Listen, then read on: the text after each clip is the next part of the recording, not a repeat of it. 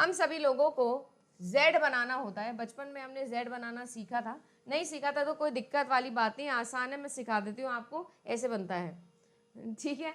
ये जो z है ये आप बनाएंगे और थोड़ा और बचपन में जाएंगे, प्राचीन काल में जाएंगे जब हम लोगों ने ABCD सीखी थी। और इस ABCD के सीखने में हम लोगों ने वावल्स सीखे थे और हमने सीखे थे कि हमारे पास में A, E, I, O, U इस तरीके से 5 वावल्स होते हैं। तो हमारे पास में यहाँ पर जो है मैंने A लिख दिया, यहाँ पर मैंने E लिख दिया, यहाँ पर मैंने I लिख दिया, यहाँ पर मैंने O लिख दिया और U जो था उसको मैंने क्या बोल दिया, bye bye tata get out. तो मेरे पास में क्या है, मेरे पास में Z था, बनाना आता था और मैंने कुछ नहीं किया मैम, मैंने तो सिर्फ वावल्स यहाँ पर लिखे हैं।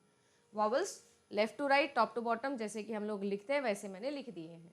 अब अगर मैं बात करूँ तो मैंने क्या किया है, थोड़ी सिमेट्री दिखे Z के अंदर, तो ये दोनों ही लाइंस को क्रॉस कर दिया है। ये जो इस वक्त यहाँ पर आप सभी लोगों के सामने बना है डायग्राम, यही डायग्राम जो है ये आपका ट्रेडिशनल स्क्वायर ऑफ ऑपोजिशन को शो करता है, जहाँ पर आप लोगों के पास में टोटल 4 प्रकार की दुनिया आ चुकी है। एक आपके पास में ए की दुनिया है, एक आपके पास में ई की दुनिया है, एक के आई की दुनिया है, एक आपके पास में ओ की दुनिया है। ये जो आप लोगों का ए की दुनिया है या ई की दुनिया है, क्योंकि ये ऊपर की तरफ है तो ये कैसी है, ये कैसी है, यूनिवर्स की दुनिया है। ऊपर क्या है, यूनिवर्स है, तो ये कैसी दुनिया है, यूनिवर्सल दुनिया है।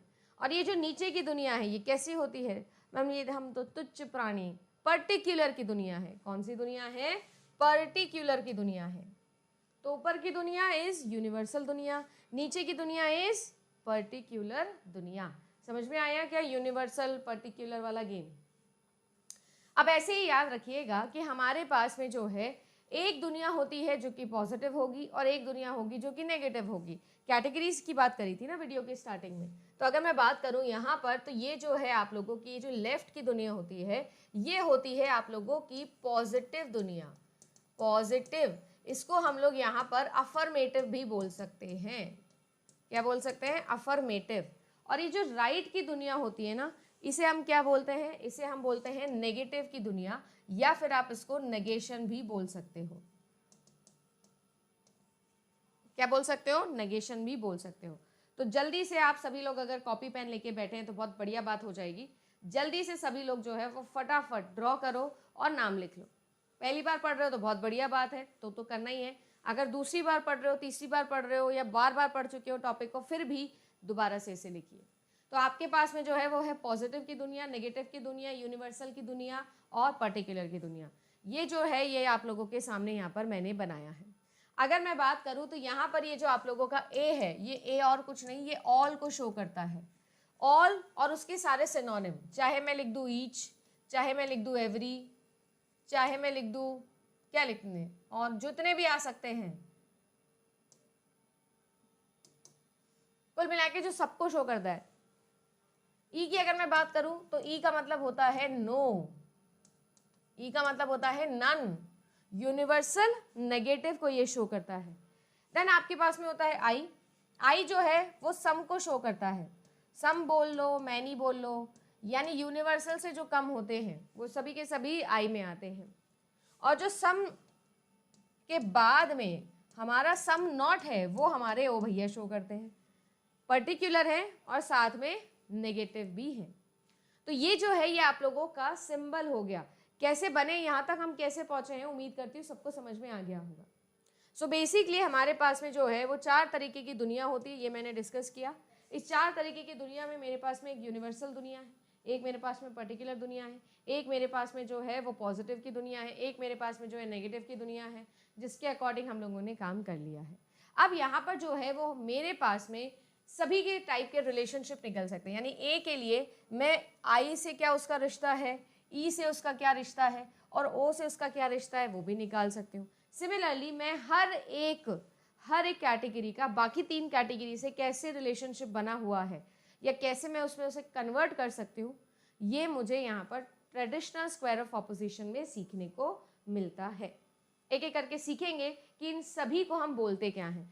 तो इस तरीके से जब आप डायग्राम बना लेते हो तो हमारे पास में ये जो ऊपर के लोग होते हैं ना, इन ऊपर के लोगों के बीच में जो रिश्तेदारी होती है, इस रिश्तेदारी का नाम जो है वो हम बोलते हैं कॉन्ट्रेरी। क्या कहते हैं, कॉन्ट्रेरी। और ये जो हमारी नीचे वाली दुनिया है, तो जो हमारे ये पर्टिकुलर वाले लोग होते हैं, क्योंकि अब ये नीचे की दुनिया है, ऊपर की दुनिया और नीचे की दुनिया, तो नीचे की दुनिया जो है ये क्या कहलाती है आप लोगों की? सब कॉन्ट्रेरी कहलाती है। क्या कहलाती है? सब कॉन्ट्रेरी कहलाती है। ठीक है, ओनली फ्यू, सब कुछ जो है वो पर्टिकुलर में चला जाएगा।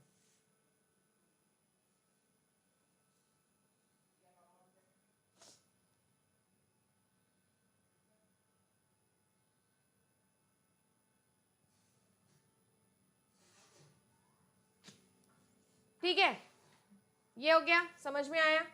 अब अगर मैं बात करूं तो हमारे पास में ये जो ऊपर के लोग हैं और नीचे के लोग हैं ना, ये भी आपस में रिश्तेदारी रखते हैं, और ये जो रिश्तेदारी है इसको हम बोलते हैं सब ऑल्टरनेशन। क्या कहते हैं? सब ऑल्टरनेशन। चाहे लेफ्ट साइड लगाऊं चाहे राइट साइड लगाऊं। और ये हमारे पास में जो कांटे वाले भैया हैं, जो ये डायगनली ऑपोजिट हैं, इनको हम क्या बोलते हैं? इनको हम लोग बोलते हैं कॉन्ट्रेडिक्टरी। क्या कहते हैं? कॉन्ट्रेडिक्टरी। एक एक करके इन सबके हम लोग जो है वो मतलब सीखने वाले हैं। तो मैं आपको मेरी पहली स्लाइड पर लेके आती हूँ, जो रूल, जो ट्रिक्स मैंने आप लोगों के लिए बनाई हैं, जो मैंने आप लोगों को सिखाई है। कोई पुराना बच्चा होगा तो वो जानता होगा। देखो, सीन ऐसा है, हमें याद कैसे रहेगा मैम कि कौन सा क्या है, किस पे कौन सा आता है? तो देखो, हम सभी लोग जानते हैं कि ये जो ऊपर की दुनिया होती है, ऊपर की दुनिया, ये ऊपर की दुनिया जो होती है ये होती है कॉन्ट्रेरी। अब ये कैसे हम याद रखें? तो हम लोग जो है वो नीचे की याद रख ले, तो उसका ऑपोजिट जो है वो ऊपर में हम लगाएंगे। तो अगर आपको याद हो तो शिल्पा शेट्टी का एक डायलॉग आया था, सुपर से ऊपर वाला डायलॉग, हमेशा बोलती हैं वो ये चीज़। अगर फेमस नहीं भी है तो मैं फेमस कर देती हूँ, सुपर से ऊपर। तो ये वाले जो होते हैं ना ऊपर वाले लोग, ये ऊपर वाले लोग जो होते हैं ना, ये सुपर मान रहे हैं। ये क्या है जी? ये सुपर है, सुपर वाली चीज बताई जा रही है। तो जो नीचे वाली होगी वो इनका उल्टा क्या होता है? सुपर का उल्टा क्या होता है? सब होता है। नीचे की क्या हो जाएगी? सब। बेचारी शमिता शेट्टी क्या हो जाएगी? सब हो जाएगी। फिर एक टोनी भैया आए थे हमारे। ये जो टोनी भैया हैं ये वही भैया है नेहा कक्कड़ वाले भैया। तो टोनी कक्कड़ भैया का ना एक गाना आया था, आपने गाना जरूर सुना होगा, काटा लगा उई माँ उई माँ उई माँ, फिर 50 बार उई माँ। तो ये जो काटा लगाना ये मेरे बड़े काम का है, क्योंकि मैं काटा बता रही हूँ। काटा मतलब क्रॉस, क्रॉस मतलब ये। तो जब भी आपका काटा लगे तो टोनी भैया को याद करना और समझना कि हम लोग इस वाले को इस वाले से और इस वाले को इस वाले से रिलेट कर रहे हैं, यानी नो को सम से और ऑल को सम नॉट से। ऊपर की दुनिया यूनिवर्सल दुनिया, नीचे की दुनिया सब की दुनिया, पर्टिकुलर की दुनिया। काटा लगा यानी कि कॉन्ट्रेडिक्टरी। काटा, क्रॉस, क्रॉस का मतलब ही होता है एक दूसरे का कॉन्ट्री कर देना, एक दूसरे का कॉन्ट्रेडिक्टरी बोल देना। अगर एक बोल रहा है लेफ्ट तो दूसरा क्या बोलेगा? ना ना ना, राइट। समझ गए हैं? और जो ये सब कॉन्ट्रेरी और कॉन्ट्रेरी होते हैं, ये एक दूसरे का उल्टा बोल रहे हैं but in a different manner. अब अगर मैं बात करूं तो हमारे पास में ऊपर और नीचे की लोगों का, देखो क्योंकि हमने बोला शिल्पा शेट्टी और शमिता शेट्टी जी को हम यहाँ पर लेके आए हैं, तो बात ऐसी है कि इन लोगों के विचार सिबलिंग्स है, बट विचार कैसे हो सकते हैं? ऑल्टरनेट हो सकते हैं। तो इनके बीच में जो है वो सब ऑल्टरनेशन आएगा, हम आगे अभी एग्जाम्पल्स देखेंगे। वेयर इज अगर मैं बात करूं तो हमारे पास में जो है वो कॉन्ट्रेरी, सब ऑल्टरनेशन एंड कॉन्ट्रडिक्शन, इस तरीके से आप याद रख सकते हो। एक एक का रूल जो है हम लोग पढ़ते हैं, समझते हैं, और फिर एक एक करके जो है आपको बहुत मजा आने वाला है कि कैसे हम इसके क्वेश्चंस जल्दी से कर लेंगे। सबसे पहले जो है मैं ऊपर की दुनिया के ऊपर बात करने वाली हूँ, कॉन्ट्ररी की दुनिया के ऊपर बात कर रही हूँ। हमारे जो कॉन्ट्ररी रिलेशनशिप्स होते हैं, हमेशा याद रखना, स्क्वायर ऑफ ऑपोजिशन की बेस्ट ट्रिक बता रही हूँ। आपको हमेशा करना ये है कि आपको जो है वो एक एग्जाम्पल अपने दिमाग में लेट कर लेना है। You have to assume an example, जिसकी वजह से आपका काम आसान हो जाएगा।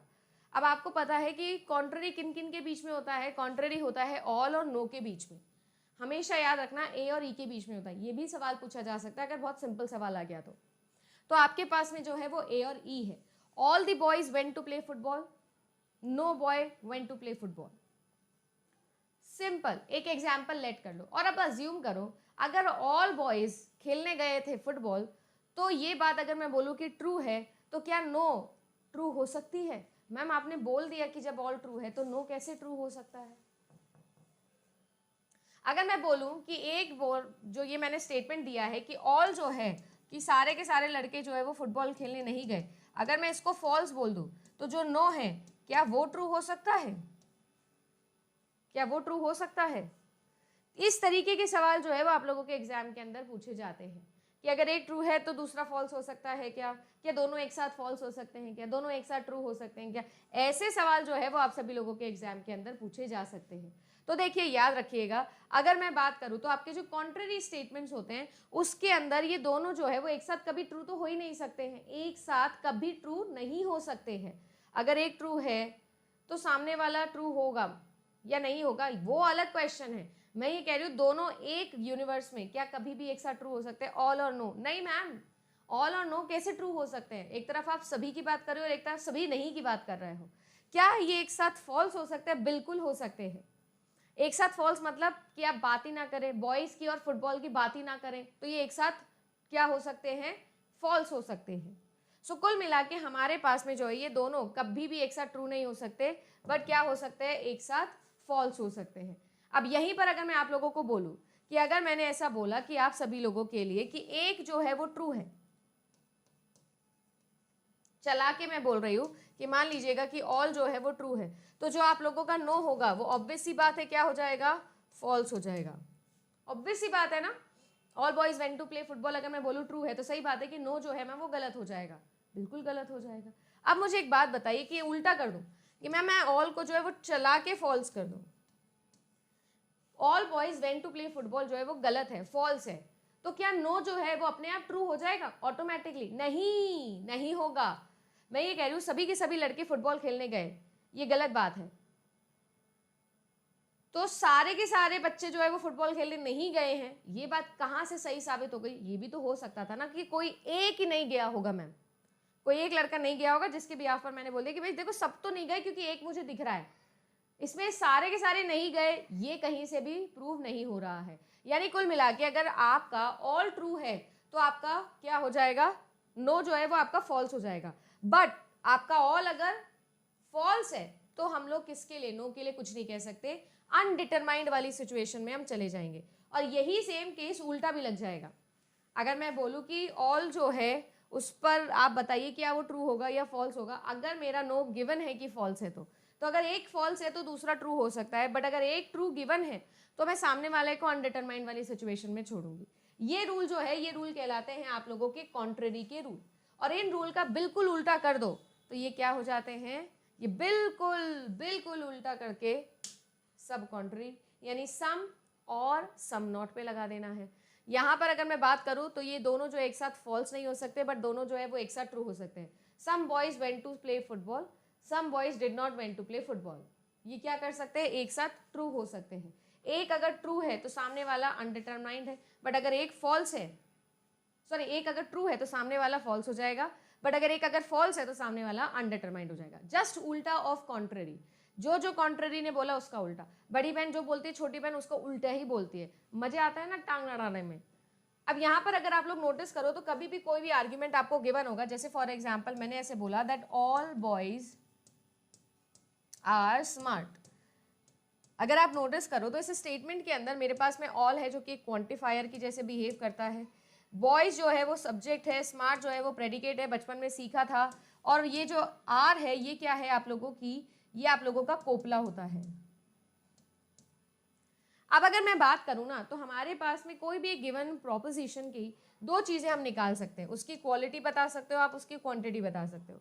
क्वांटिटी तो क्वांटिफायर को देख के बता दोगे कि यूनिवर्सल है। अगर मैं बात करूं क्वालिटी की तो क्वालिटी मतलब पॉजिटिव स्टेटमेंट है कि नेगेटिव स्टेटमेंट, तो ये कैसा स्टेटमेंट है मैम? पॉजिटिव स्टेटमेंट है। कैसा स्टेटमेंट है? पॉजिटिव स्टेटमेंट है। तो ये जो है ये यहाँ पर आपका क्या हो जाएगा?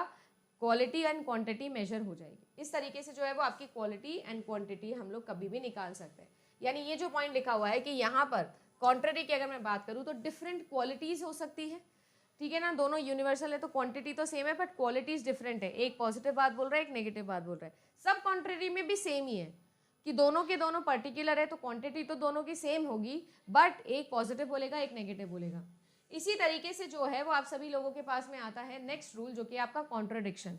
कॉन्ट्रडिक्शन रूल सिंपल है, क्या है? टोनी कक्कड़ वाला रूल है, याद रखना। टोनी कक्कड़, कांटा लगाया था, यानी एक दूसरे के डायगनली ऑपोजिट लोग, यानी ऑल को अगर आपको कॉन्ट्रडिक्ट करना है तो आप सम नॉट से करेंगे, और अगर नो को कॉन्ट्रडिक्ट करना है तो सम से करेंगे।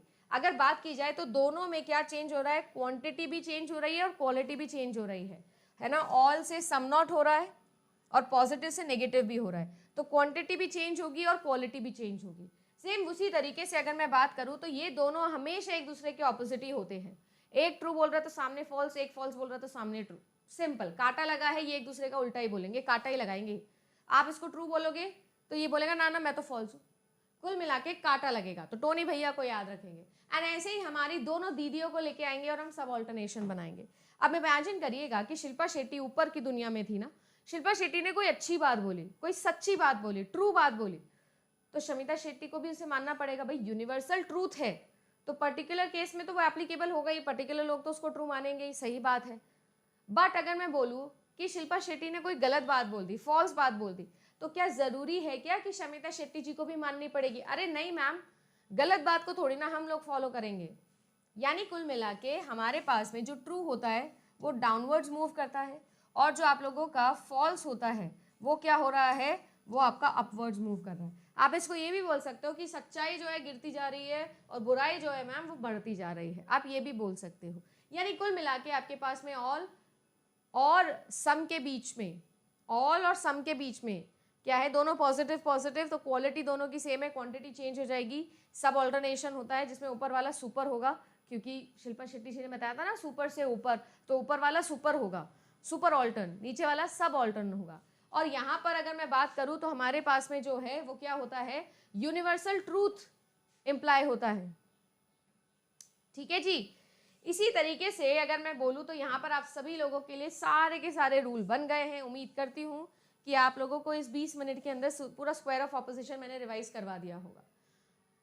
बोलो भाई समझ में आया क्या कि कब ट्रू कब फॉल्स, कैसे ट्रू कौन सा क्या, कुछ जो मैंने बताया है बस वही रूल होता है। इसके अलावा जिस भी केस में क्वेश्चन बन जाए सब में अनडिटरमाइंड आंसर आएगा। यानी मैं बोलूँ आपको कि आपके पास में सब ऑल्टरनेशन के अंदर अगर ऊपर वाला फॉल्स है तो नीचे वाला क्या होगा, अनडिटरमाइंड, हमको नहीं पता क्या होगा। अगर मैं आप लोगों को बोलूँ कि नीचे वाला फॉल्स है तो ऊपर वाला क्या हो जाएगा मैम, ऊपर वाला जो है वो भी फॉल्स हो जाएगा। मैं बोलूँ ऊपर वाला ट्रू है तो नीचे वाला भी क्या हो जाएगा, ट्रू हो जाएगा। उल्टा पूछूं नीचे वाला ट्रू है तो क्या ऊपर वाला भी ट्रू होगा मैम, अनडिटरमाइंड है, ट्रू भी हो सकता है फॉल्स भी हो सकता है।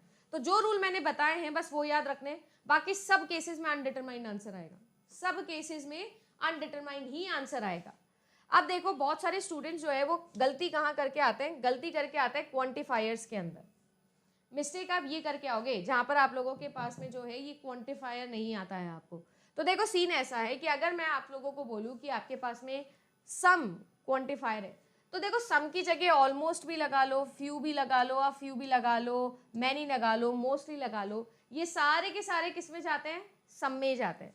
सारे के सारे सम का ही मतलब है। अगर मैं ऑल की बात करूं तो ऑल में आपका ईच आ जाएगा, एवरी आ जाएगा, एनी जो है एनी वो भी आपका ऑल में आता है। एक और बात याद रखना, कभी भी कोई भी सब्जेक्ट, किसी भी सब्जेक्ट के आगे अगर कोई क्वांटिफायर नहीं लगा हुआ है वो भी यूनिवर्सल क्वांटिफायर माना जाता है। जैसे sun rises from the east, sun के बारे में बात हो रही है ना, तो sun rises from the east, sun के आगे कोई क्वांटिफायर नहीं है, तो ये कैसा है, यूनिवर्सल स्टेटमेंट है। समझ गए, ये कैसा है, यूनिवर्सल ही है। तो कोई सब्जेक्ट के आगे अगर क्वांटिफायर ना भी लगा हो तो भी वो ऑल की कैटेगरी में जाएगा, ईच, एवरी और एनी के साथ में। नो का मतलब होता है none, never, no, all, not, सारे नो के ही ऑल्टरनेटिव हैं।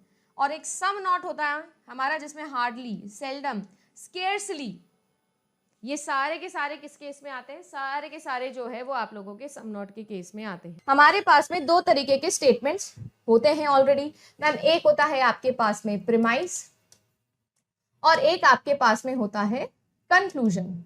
ये दो चीजें हमारे पास में रहती है। अब प्रीमाइस के अंदर मैंने आप सभी लोगों को बोला कि आपके लिए ऑल मेन आर मॉर्टल, बोला ना।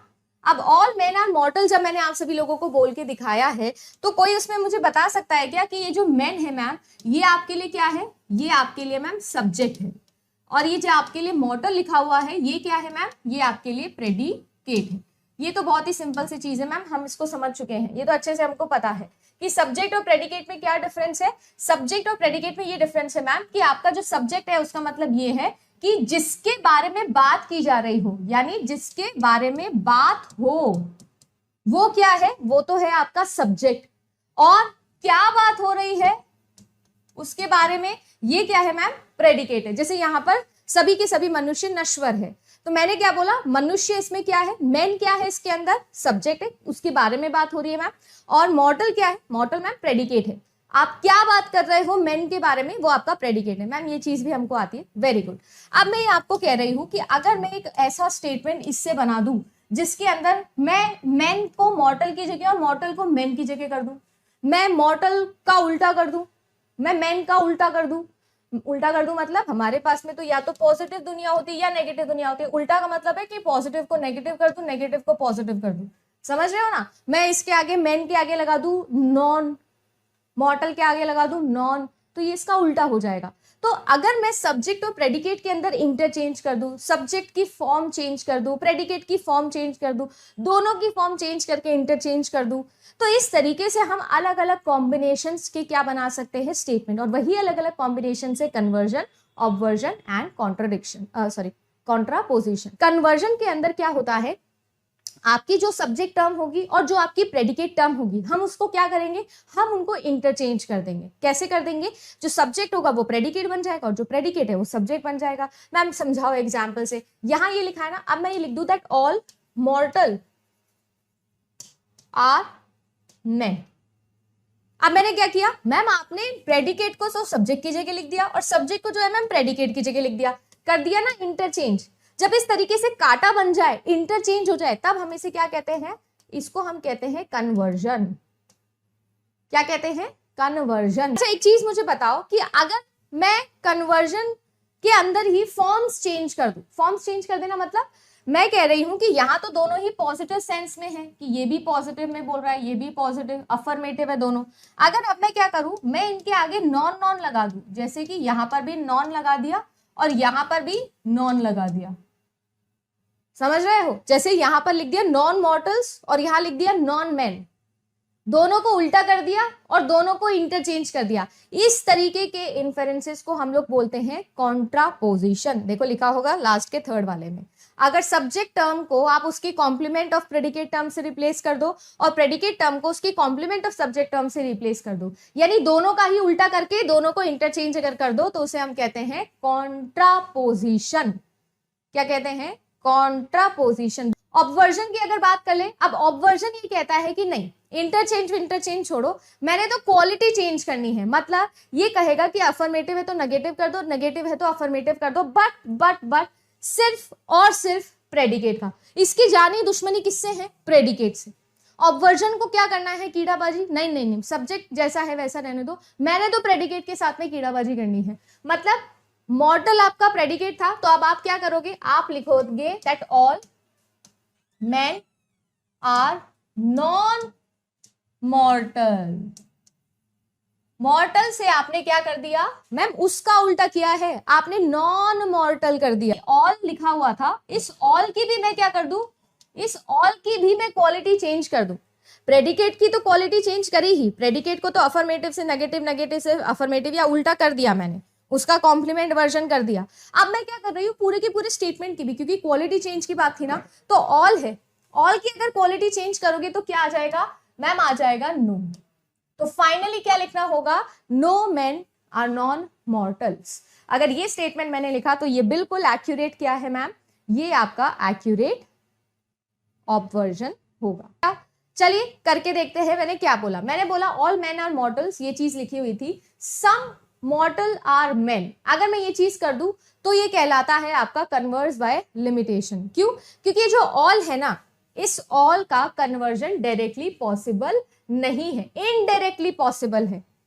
ये चीज पर क्वेश्चन बनता है। अभी तो मैंने आपको बताया कन्वर्जन क्या होता है, देन आपके लिए ऑब्वर्जन क्या होता है और कॉन्ट्रापोजिशन क्या होता है। अब क्वेश्चन कैसे बनेंगे, या तो डायरेक्टली इनका करवा देगा, नहीं तो आपसे ये पूछेगा कौन सा ऐसा फॉर्म है आपके सेंटेंस में, स्टेटमेंट में, जिसका कन्वर्जन हम डायरेक्टली नहीं कर सकते। तो भाई लिमिटेशन के साथ हो रहा है ऑल स्टेटमेंट का। ऑल को कैसे लिखते हो, ए से लिखते हो। स्क्वायर ऑफ ऑपोजिशन याद आ गया ना, जेड बनाना होता है और बचपन का ए, ई, आई, ओ, यू को गेट आउट बोलना होता है। तो ये जो ए होता है ना ऑल, इसका कन्वर्जन बाय लिमिटेशन ही हो सकता है, बट बाय लिमिटेशन। बट किसका तो बिल्कुल ही नहीं हो सकता, ये ओ का। ओ यानी कि सम नॉट का कन्वर्जन पॉसिबल नहीं है। सबसे इंपॉर्टेंट सवाल कन्वर्जन में यही पूछा जाएगा। किसका कन्वर्जन नहीं हो सकता? आप लिख कर आओगे ओ का कन्वर्जन नहीं हो सकता। आप बोलोगे मैम ए का भी तो नहीं हो रहा, हो सकता है पर लिमिटेशन के साथ में। समझ रहे? डायरेक्टली नहीं हो सकता, लिमिटेड फॉर्म में हो सकता है, बट हो सकता है। ये 50% पास हुआ है, ये तो 100% फेल है। वो ध्यान से देखियो, ये जो आप लोगों के लिए टर्म्स है, इन टर्म्स के ऊपर भी एग्जाम के अंदर सवाल बन जाते हैं। जैसे कि कन्वर्टेंट यहाँ पर लिखा हुआ है और कन्वर्स यहाँ पर लिखा हुआ है। एग्जाम के अंदर एक बार सवाल बना था 2022 के अंदर, ये सवाल बना था, 21 में भी बना था कि आप लोगों को कन्वर्स और कन्वर्टेंट इन दोनों को मैच द कॉलम दिया हुआ था और आपको ये मैच द कॉलम सेट करके आने थे। तो आप समझ जाइएगा कि कन्वर्स मतलब जब आप लोग चेंज करके फॉर्म किसी चीज को लिखते हो। जैसे देखो नो स्टोन्स आर फ्लावर्स लिखा है तो नो फ्लावर्स आर स्टोन, ये इसका कन्वर्स है, ये इसका कन्वर्टेंट है। जिसका करना है वो आपका जो क्वेश्चन है वो है कन्वर्टेंट, और जो कर चुके हो वो है उसका कन्वर्स। अब आगे देखो ऑब्वर्स और ऑब्वर्टेंट की बात करते हैं। जिसका करना है, अभी मैंने बोला all man are mortal, no stones are flowers, some politicians are liars, some animals are not mammals. ये सबके सब आपके लिए वही है AEIOU वाला सिनेरियो। अब ध्यान से देखो, ऑब्वर्स जो है वो सभी के लिए पॉसिबल है मैम, सबके लिए पॉसिबल है, इसीलिए ऑब्वर्स मुझे सबसे अच्छा लगता है। एक तो बेचारा कुछ करता भी नहीं कि प्रेडिकेट का कर देता है कॉम्प्लीमेंट और फॉर्म को कर देता है चेंज, क्वालिटी को ऑल का कर देगा नो का कर देगा ऑल, सम का कर देगा सम नॉट, और सम नॉट का कर देगा सम। और क्या करेगा? और मैम आपने बोला प्रेडिकेट का कर देगा कॉम्प्लीमेंट। जैसे कि यहां पर लिखा था मैमल्स तो यहां कर देगा नॉन मैमल्स, यहां पर लिखा था लायर्स तो यहां कर देगा नॉन लायर्स, यहां पर लिखा था फ्लावर्स तो यहां कर देगा नॉन फ्लावर्स, यहां लिखा था मॉर्टल्स तो यहां कर देगा नॉन मॉर्टल। अब बात आती है कॉन्ट्रापोजिशन, बताया था मैम कॉन्ट्रापोजिशन याद आ गया है, उल्टा भी करना था और काटा भी लगाना था। तो देखो मैन और मॉर्टल भी होंगे उल्टे और उनका काटा भी लगेगा, यानी कि नॉन मॉर्टल्स आएगा मैन की जगह और मॉर्टल की जगह आएगा नॉन मैन, तो all non mortals are non man. ठीक है ना? इसी तरीके से नो फ्लावर्स आर स्टोन लिखा है तो नॉन फ्लावर्स और नॉन स्टोन उल्टा हो गया और काटा लग गया, यानी no non flowers are non stone. कोई लॉजिक बन रहा हो नहीं बन रहा हो, स्टेटमेंट समझ में आ रहा हो नहीं आ रहा हो, कोई फर्क नहीं पड़ता मुझे। मैंने कहा था लॉजिकल रीजनिंग में पढ़ने पे ध्यान नहीं देना है, उसके पीछे के मतलब पे ध्यान देना है। ठीक है? पढ़ के नहीं हो सकती logical reasoning, it is all about logics, और लॉजिक जो कह रहा है वो करना है। अब देखो यहां पर भी ई क्या है, ई भी लिमिटेशन के साथ पास हुआ है, पर पास हो गया है। कौन पास नहीं हुआ है? मैम आई पास नहीं हुआ है। देख लो आई के लिए आप लिमिटेशन के साथ में भी कॉन्ट्रापोजिशन नहीं कर सकते। ठीक है ना? तो मैंने अभी बताया कि कन्वर्स जो था आप लोगों के लिए, उसके अंदर भी एक बंदा था जो फेल हुआ था, और कॉन्ट्रापोजिशन के लिए भी, कॉन्ट्रापोजिशन के लिए भी एक बंदा है जो फेल हुआ है मैम। अब कन्वर्स के लिए हुआ था ओ फेल, कॉन्ट्रापोजिशन के लिए हुआ है आई फेल। दोनों ही सी वाले फेल है मैम, सी ग्रेड दोनों ही फेल है। बट आपका जो ऑब्वर्स था, ऑब्वर्स क्या है मैम? फुल पास है, सारे के सारे, ए हो ई हो आई हो ओ हो AEIO सारे के सारे पास होते उसमें, इसमें नहीं थे सारे के सारे पास, इसमें ओ फेल था इसमें आई फेल। समझ में आ गया क्या? यानी कि आप सम का कॉन्ट्रापोजिशन नहीं कर सकते और आप कन्वर्स में ओ का कन्वर्स नहीं निकाल सकते। आर्ग्यूमेंट का मतलब होता है on the basis of premises, on the behalf of premises, when you lead to a conclusion. कथनों के बिहाफ पर जब आप एक निष्कर्ष पर पहुंचते हैं तो ऐसे सेंटेंसेस को अपन क्या कहते हैं? आर्ग्यूमेंट कहते हैं। इस फॉर्म को क्या कहा जाता है? आर्ग्यूमेंट कहा जाता है। आज के बाद मैं कभी भी आपसे पूछूं कि आर्ग्यूमेंट क्या होता है तो आप कहोगे PPC कल्चर जो होता है मैम वो आर्ग्यूमेंट होता है। डन? अग्री कहोगे ये सभी लोग? अब ये जो आर्ग्यूमेंट है ना, ये आर्ग्यूमेंट किस प्रकार का है? क्या ये एक पॉजिटिव आर्ग्यूमेंट है? क्या ये एक नेगेटिव आर्ग्यूमेंट है ना? आपका कहने का क्या मतलब है, क्या तात्पर्य है? ये सारी की सारी जो चीजें हैं ये हमें समझनी होती है। कोई भी आर्ग्यूमेंट के अलग अलग फॉर्म हो सकते हैं। जब भी आप कथन कहते हो तो आप या तो सकारात्मक बोलते हो यानी कि पॉजिटिव बोल सकते हो, या आप नेगेटिव बोल सकते हो। ठीक है ना? ऐसे मैं बोलूं कि आज मैं क्लास में नहीं गई, एक नेगेटिव स्टेटमेंट है। आज मैं क्लास में गई, पॉजिटिव स्टेटमेंट है। आज मैं यूनिवर्सिटी गई, तो ये क्या है? एक पॉजिटिव स्टेटमेंट है। तो या तो आप क्या कहते हो? कोई पॉजिटिव बात कहते हो, या आप एक नेगेटिव बात कहते हो। या फिर आप कहोगे कि आप यूनिवर्सल लेवल पर बातें करते हो। सारे के सारे बच्चे आज क्लास में गए, सारे के सारे, आपने सभी की बात करी, यूनिवर्सल बात करी, और मैं कहूं कि आज मैं क्लास में नहीं गई तो आपने पर्टिकुलर की बात करी।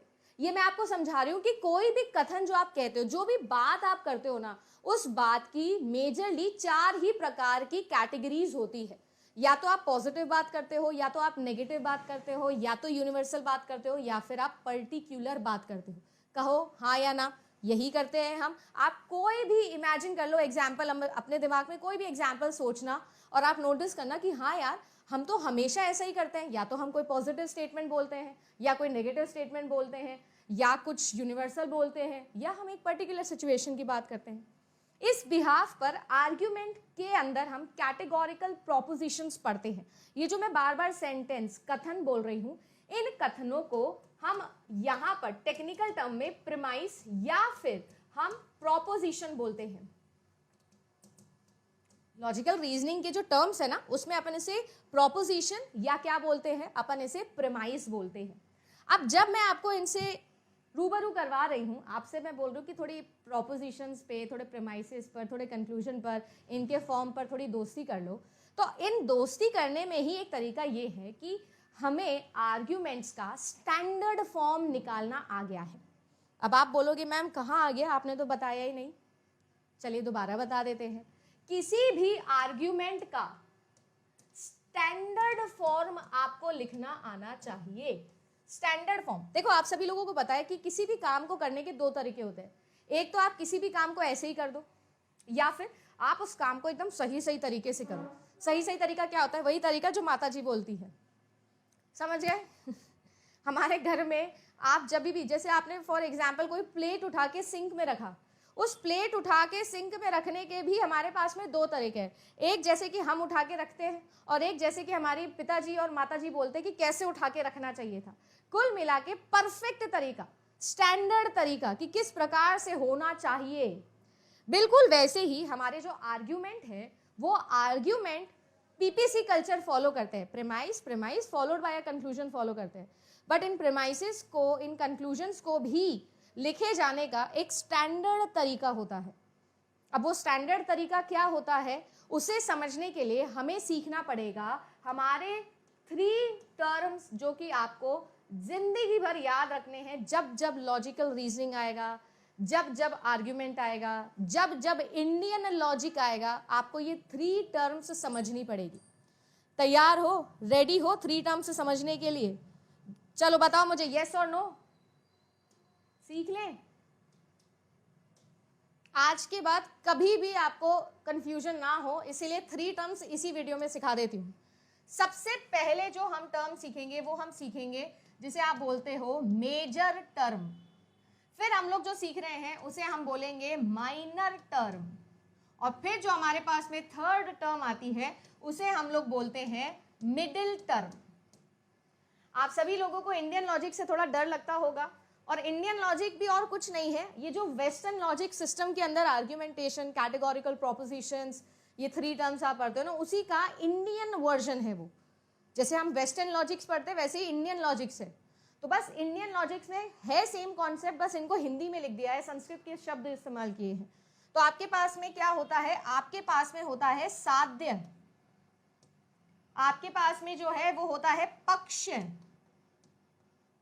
और आपके पास में मिडिल टर्म का होता है शब्द हेतु। समझ में आया क्या? साध्य, पक्ष और आपका हेतु, इन्हें हिंदी में ऐसा कहा जाता है और अंग्रेजी में ऐसा कहा जाता है।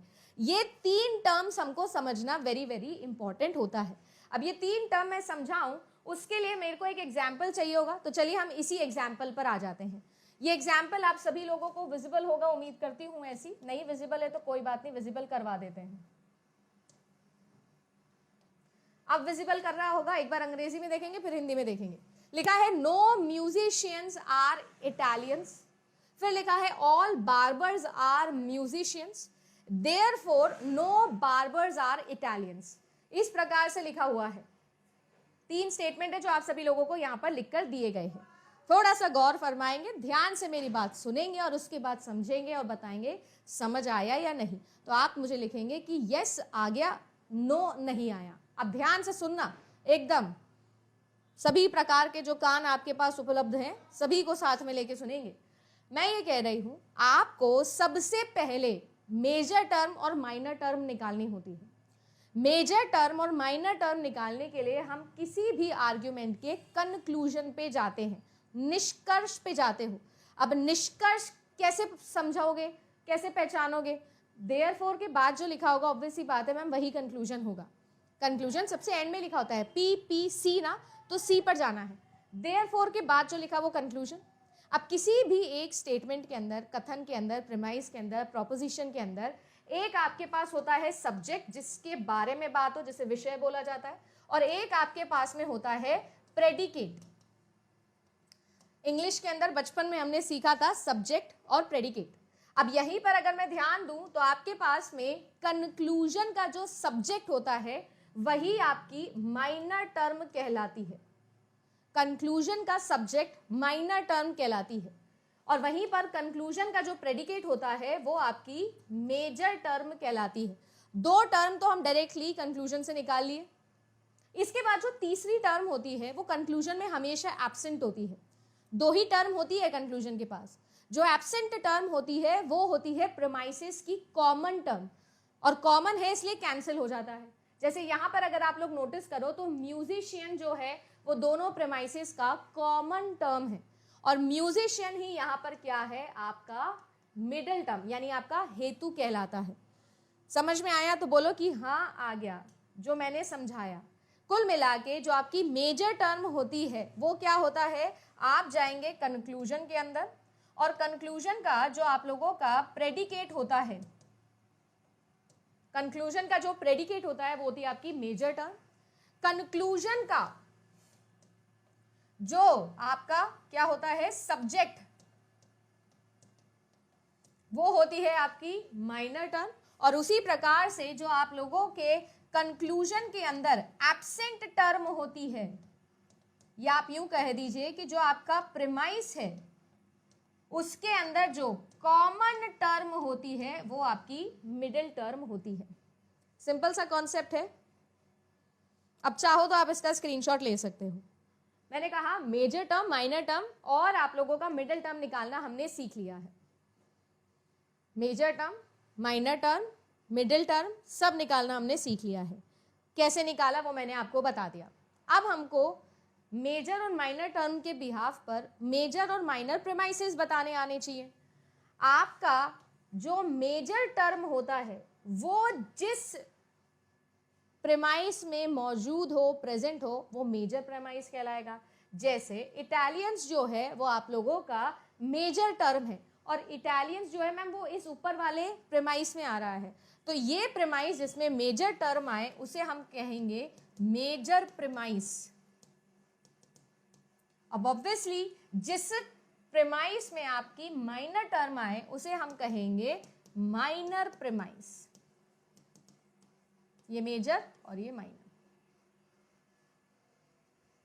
मैंने 5 चीजें निकालना आपको बताया, major term, minor term, middle term, major premise, minor premise. फटाफट से एक बार थम्स अप करके बोलेंगे कि हाँ मैम समझ में आ गया, बिल्कुल थॉरो क्लियर है, आज के बाद कभी नहीं भूलेंगे, कभी भी नहीं भूलेंगे। आप सभी लोग मुझसे पूछते हो कि मैम शॉर्ट नोट्स कैसे बनाएं, क्विक रिवीजन नोट्स कैसे बनाएं। आपको इन सभी की थ्योरी लिखने की जरूरत नहीं होती है। आपको क्या लिखना है, इस प्रकार से फ्लो चार्ट बनाना है, जैसे कि मैंने आप लोगों को बना के दिया। फ्लो चार्ट बनाना है पहले पेज पर, और आपको ये देख लेना है, ट्रिक्स लिख लेनी है कि मैम किसको क्या होता है, और एक एग्जाम्पल लिख लिया करो। बन गए आपके शॉर्ट नोट्स, लिख लिया। अब ध्यान से देखिएगा, मेजर प्रीमाइस, माइनर प्रीमाइस सब पता लग गया, 5 चीजें निकाली। अब मैं बोल रही थी कि स्टैंडर्ड फॉर्म निकालनी है। तो जो स्टैंडर्ड फॉर्म होती है किसी भी आपके आर्ग्यूमेंट की, वो क्या होती है, वो ये होती है कि मैम आपके पास में सबसे ऊपर लिखा हो मेजर प्रीमाइस, फिर लिखा हो माइनर प्रीमाइस, और फिर लिखा हो आपका कंक्लूजन। अगर आपका कोई भी आर्ग्यूमेंट इस क्रोनोलॉजिकल ऑर्डर के अंदर लिखा है तो उसे हम लोग क्या कहते हैं, स्टैंडर्ड फॉर्म कहते हैं। किसी भी आर्ग्यूमेंट की स्टैंडर्ड फॉर्म क्या होती है वो हम लोगों ने यहां पर सीख लिया है। डन, आ गया समझ? और अगर हम हमारे वाले एग्जाम्पल के पास में चले तो जो हमारे एग्जाम्पल भैया हैं वो 7 करोड़ रुपए जीत चुके हैं। क्यों? क्योंकि मैम उन्होंने मेजर प्रीमाइस सबसे ऊपर लिखा है, फिर माइनर प्रीमाइस लिखा है, फिर कंक्लूजन लिखा है। This given argument in this question is actually already in standard form. Ma'am already standard form के अंदर लिखा हुआ है। मैम मैंने तो आपके एग्जाम्पल के साथ ही नोट्स बनाए हैं, इसीलिए एग्जाम में ये क्वेश्चन आया तो इजीली हो गया। वेरी गुड जानवी, डन है? किसी को कोई दिक्कत? अब जो आप लोगों का आर्ग्यूमेंट होता है उसमें जो भी आप लोगों के कथन लिखे हुए हैं, निष्कर्ष लिखे हुए हैं, इन सब की क्वांटिटी और क्वालिटी निकालना भी आपको आना पड़ेगा। अब आप बोलोगे क्वांटिटी और क्वालिटी का क्या मतलब निकाला मैम आपने? देखो, क्वांटिटी और क्वालिटी का मतलब होता है मात्रा और गुणात्मक, उसकी जो क्वालिटी जो है वो आपको निकालने आनी चाहिए। 2 फीचर्स पता होने चाहिए। अब आपको मैंने अभी बताया था कैटेगोरिकल प्रोपोजिशंस, कैटेगरी या तो यूनिवर्सल बात करोगे या पर्टिकुलर बात करोगे, या तो पॉजिटिव बात करोगे या तो नेगेटिव बात करोगे। तो वही तो बोल रही हूँ। अगर मैं आपको बोलूं कोई भी कहा हुआ आर्ग्यूमेंट, कहा हुआ कथन पॉजिटिव है या नेगेटिव है तो आप समझ जाओगे। कोई भी कथन यूनिवर्सल है कि पर्टिकुलर है तो भी आप समझ जाओगे, पढ़ते ही समझ जाएंगे मैम। तो अगर मैं बोलूं यूनिवर्सल और पर्टिकुलर तो क्वांटिटी बता दोगे, और मैं बोलूं पॉजिटिव या नेगेटिव तो क्वालिटी बता दोगे। जैसे फॉर एग्जांपल लिखा हुआ है no musicians are Italians, no लिखा हुआ है, और नो क्या है? नो एक नेगेटिव टर्म है मैम। तो ये जो आप लोगों का मेजर प्रीमाइस है ये नेगेटिव है। साथ ही साथ नो के लिए लिखा है, तो नो जो है वो यूनिवर्सलनेस को शो करता है मैम। किसे शो करता है? यूनिवर्सल चीज को। नो मतलब कोई नहीं, यानी अगर मैं यहां पर देखूं तो ये जो आप लोगों का नो है ये एक यूनिवर्सल नेगेशन है। इसी प्रकार से ऑल लिखा हुआ है, ऑल जो है वो यूनिवर्सल अफर्मेटिव है, यूनिवर्सल पॉजिटिव स्टेटमेंट है, और नीचे भी नो लिखा है, अगेन यूनिवर्सल नेगेशन है। अब ये चीज अगर हमने सीख ली है, स्टैंडर्ड फॉर्म हमने बनाना सीख लिया है, तो स्टेप नंबर 2 जो है वो ये होता है कि हमें ये जो आप लोगों की कैटेगरीज है, इन कैटेगरीज के सिंबल लिखने आने चाहिए। और ये सिंबल लिखने के लिए हम पढ़ते हैं कैटेगोरिकल प्रोपोजिशन का square of opposition rule.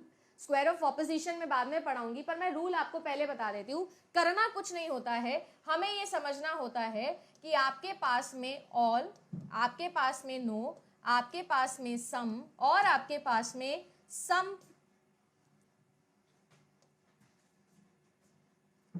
Not.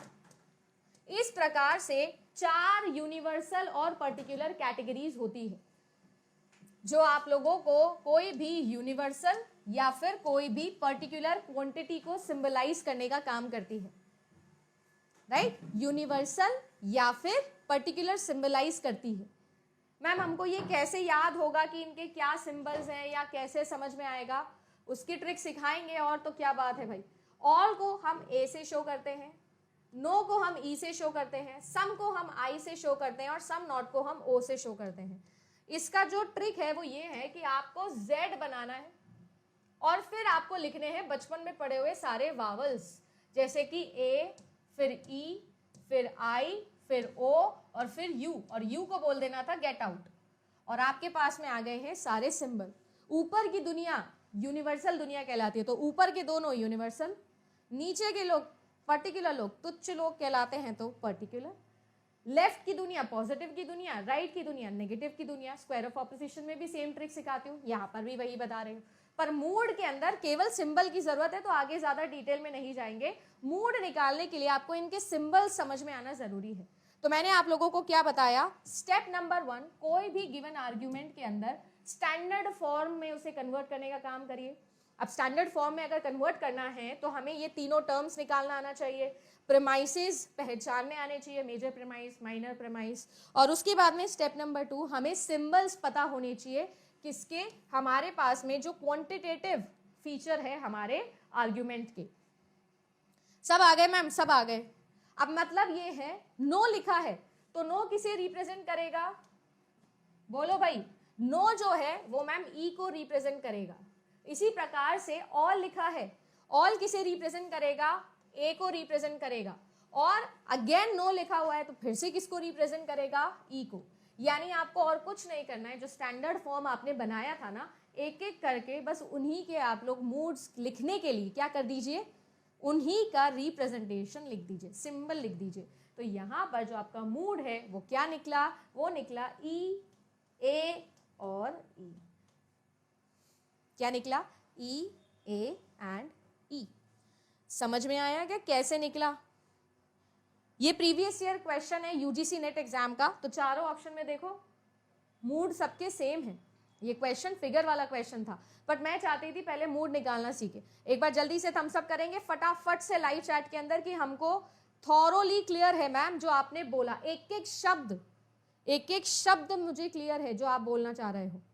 How to find a figure, ठीक है, किसी का भी फिगर कैसे निकाला जा सकता है, किसी भी आर्ग्यूमेंट का फिगर कैसे निकाला जा सकता है। देखो ये वो वाला फिगर नहीं है कि इंच टेप से नापा और फिगर निकाल लिया। ये फिगर निकालने के लिए हमें क्या करना रहता है, हमें निकालना होता है पोजीशन ऑफ मिडिल टर्म। हमें क्या निकालना होता है, पोजीशन ऑफ मिडिल टर्म निकालना हमें आना चाहिए है। अब आप बोलेंगे पोजीशन ऑफ मिडिल टर्म से आपका क्या मतलब है? आपको ये करना है कि जो भी आपके प्रीमाइसेस है, क्योंकि कंक्लूजन में तो मिडिल टर्म एब्सेंट होती है, तो जो आपके प्रीमाइसेस है आप उनमें जाइए और आप ये चेक करिए कि जो आपकी मिडिल टर्म है उसकी पोजीशन क्या है।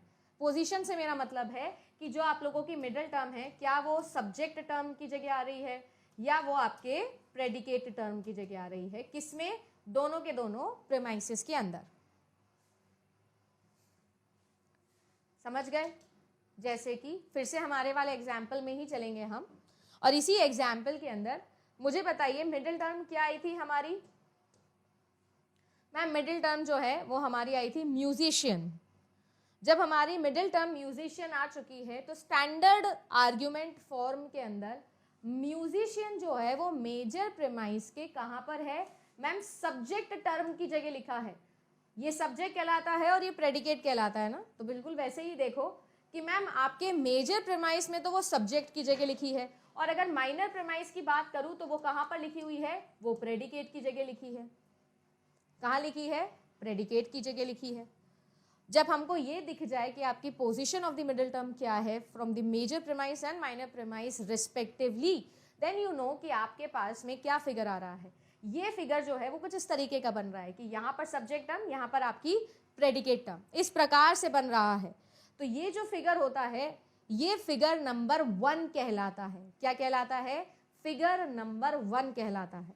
इसी प्रकार से आपके पास में कैटेगोरिकल प्रोपोजिशन के 4 पॉसिबल वैलिड फिगर्स होते हैं। वैलिड जो है वो आपके पास में 4 ही फिगर होते हैं, और उनका ट्रिक ये है कि पहला ऐसा बनेगा, फिर ऐसा बनेगा, फिर ऐसा बनेगा, थोड़ा टेढ़ा बन गया है, ऐसा बनेगा, ऐसा, ऐसा और ऐसा बनेगा। मैम ये जो आपने लकीटे मारे हैं इनका थोड़ा मतलब समझा दीजिए। ये है आपका सब्जेक्ट, ये है आपका प्रेडिकेट। समझे? सब्जेक्ट और प्रेडिकेट मतलब मेजर टर्म में सब्जेक्ट, माइनर टर्म में प्रेडिकेट। तो इसे कहा जाता है फिगर नंबर 1। ये जो दूसरी रेखा है, दूसरी लाइन है, ये फिगर नंबर 2 को रिप्रेजेंट करती है, जिसमें दोनों ही टर्म आपकी क्या हो, प्रेडिकेट टर्म हो। फिर आप लोगों के लिए फिगर नंबर 3 आता है, जिसमें आपके मेजर प्रीमाइस और माइनर प्रीमाइस दोनों में ही आप लोगों का मिडिल टर्म जो है वो सब्जेक्ट टर्म कहलाए। और फिर आता है आपका फिगर नंबर 4, जिसमें मेजर प्रीमाइस में ऊपर वाले में तो प्रेडिकेट टर्म आपकी मिडिल टर्म हो, और नीचे वाले में माइनर प्रीमाइस के अंदर सब्जेक्ट टर्म जो है वो आपकी मिडिल टर्म हो। तो इस प्रकार से आपके पास में 4 वैलिड फिगर्स हो सकते हैं। देखो वैलिड फिगर्स बोल रही हूँ, फिगर्स तो आपके पास में 16 भी हो सकते हैं, पर वैलिड उनमें से 4 ही हैं। और उन 4 को याद करने की ट्रिक है ये W, जिसमें आप लोगों का subject term, predicate term, predicate term, predicate term, subject, subject, predicate, subject, ऐसे आपको ट्रिक बना के याद रखना है। इस बार 2024 पेपर 1 लॉजिकल रीजनिंग में आप लोगों को देखने मिले हैं, जहां पर आप लोगों को बोला हुआ है कि आपके पास में एक फिगर है नंबर 2 का, और आपके पास मूड गिवन है AII का, और उसके बाद में इस बिहाफ पर आपको ये बताना है कि इनमें से कौन कौन से स्टेटमेंट ट्रू है। इन स्टेटमेंट को अगर आप सभी लोग बोलो तो ये स्टेटमेंट में मिडिल टर्म के बारे में पूछा जा रहा है, अनडिस्ट्रीब्यूटेड मिडिल टर्म के बारे में पूछा जा रहा है, पॉजिटिव प्रीमाइस नेगेटिव कंक्लूजन के बारे में पूछा जा रहा है। यानी कुल मिला के ये क्वेश्चन आप नहीं कर सकते हो अनटिल एंड अनलेस आपके पास में इस तरीके का कोई आर्ग्यूमेंट ना हो जिसका मूड और फिगर जो क्वेश्चन में प्रोवाइडेड है वो ना हो। तो यानी कुल मिला के जब भी आपके पास में इस टाइप का कोई क्वेश्चन आए तो आपको मूड एंड फिगर के बिहाफ पर अपना खुद का एक एग्जाम्पल लेट करना होगा, उसके बिना ये क्वेश्चन पॉसिबल नहीं होगा। I think I will qualify NET because mostly questions are right ma'am. बहुत ही बढ़िया बात है Siya, very very good, congratulations to you. अब देखो स्टेप नंबर 1 ये है कि हमें बोला हुआ है कि AII और फिगर नंबर 2 आप लोगों को अज्यूम करना है। अब अगर आप लोगों ने मूड बनाना सीखा है, गिवन आर्ग्यूमेंट का फिगर बनाना सीखा है, तो वाइसा वर्सा भी करना सीखा है। यानी हम लोगों को अगर मूड एंड फिगर गिवन है तो इसके बिहाफ पर मैं एक एग्जांपल नोट करने वाली हूं। देखो कैसे, आपके पास में A का मतलब होता है ऑल, आपके पास में I का मतलब होता है सम, एंड अगेन यहां पर भी I गिवन है तो इसका मतलब भी होगा सम। ठीक है, फिगर नंबर 2 जो होता है, आप लोगों को याद है कि फिगर हम लोग निकालते हैं on the basis of the position of middle term. कल की क्लास में हमने सीखा था फिगर निकालना, तो जो फिगर है वो हम कैसे निकालते हैं, on the basis of the position of the middle term. अब अगर मैं मिडिल टर्म की पोजीशन की बात करूं और फिगर नंबर 2 की बात करूं तो आप लोगों को याद होगा कुछ इस तरीके का W हम लोगों ने ट्रिक सीखी थी, और फिगर नंबर 2 ये वाला होता है जिसमें आप लोगों का जो मिडिल टर्म होता है वो आपके दोनों ही मेजर प्रीमाइस और माइनर प्रीमाइस दोनों के अंदर ही क्या होता है, आपका प्रेडिकेट टर्म होता है। राइट अगर मैं इस मूड और गिवन फिगर को थोड़ा सा डिकोड करूं तो इसका मतलब ये लिखा हुआ है कि आप लोगों का जो मेजर प्रीमाइस है, फिर जो आप लोगों का माइनर प्रीमाइस है, और आप लोगों का जो कंक्लूजन है वो कुछ इस तरीके से है कि मेजर प्रीमाइस के अंदर हम लोग यूनिवर्सल अफर्मेटिव स्टेटमेंट यूज कर रहे हैं, माइनर प्रीमाइस में हम पर्टिकुलर अफर्मेटिव, और कंक्लूजन भी पर्टिकुलर अफर्मेटिव का हम निकाल रहे हैं। इसी तरीके से position of the middle term जो है वो भी आपको समझ में आ गई है। तो क्या हम इसके बिहाफ पर एक छोटा सा एग्जाम्पल नहीं लेट कर सकते, कुछ भी लेट कर लो।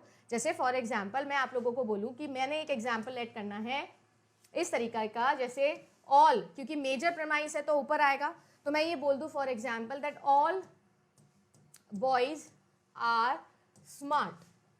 कोई भी एग्जाम्पल आप लेट कर लो। अब जो नेक्स्ट स्टेटमेंट है वो मुझे किसका बनाना है, ऑब्वियस सी बात है मुझे माइनर प्रीमाइस बनाना है, और माइनर प्रीमाइस में मुझे सम स्टेटमेंट चाहिए। तो मैं ये बोल देती हूं that some men are smart, मैं ये बोल सकती हूं।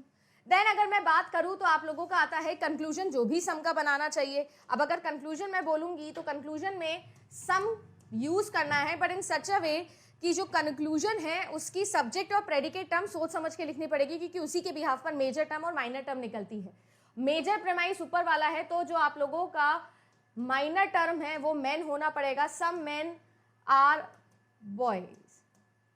अब अगर आप लोग नोटिस करो तो इसका मूड निकालो और फिगर निकालो तो बिल्कुल यही आप लोगों का मूड एंड फिगर आएगा। चाहे तो आप लोग टेस्ट करके देख लो, ट्राई करके देखो क्या लिखा हुआ है, all boys are smart, some men are smart, some men are boys.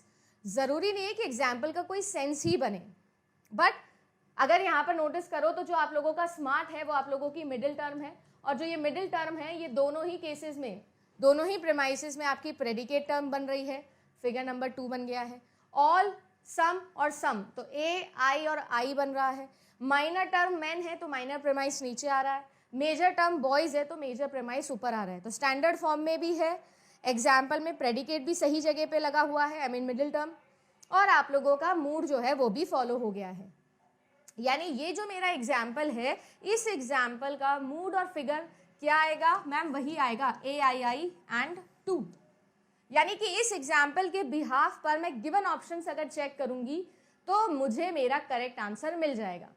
अब उससे पहले कि हम लोग चेक करें सारे के सारे क्वेश्चंस के अंदर जो आपको ऑप्शन गिवन है, हमें ये पता लगाना जरूरी है कि आपके लिए डिस्ट्रीब्यूशन टर्म का क्या मतलब होता है।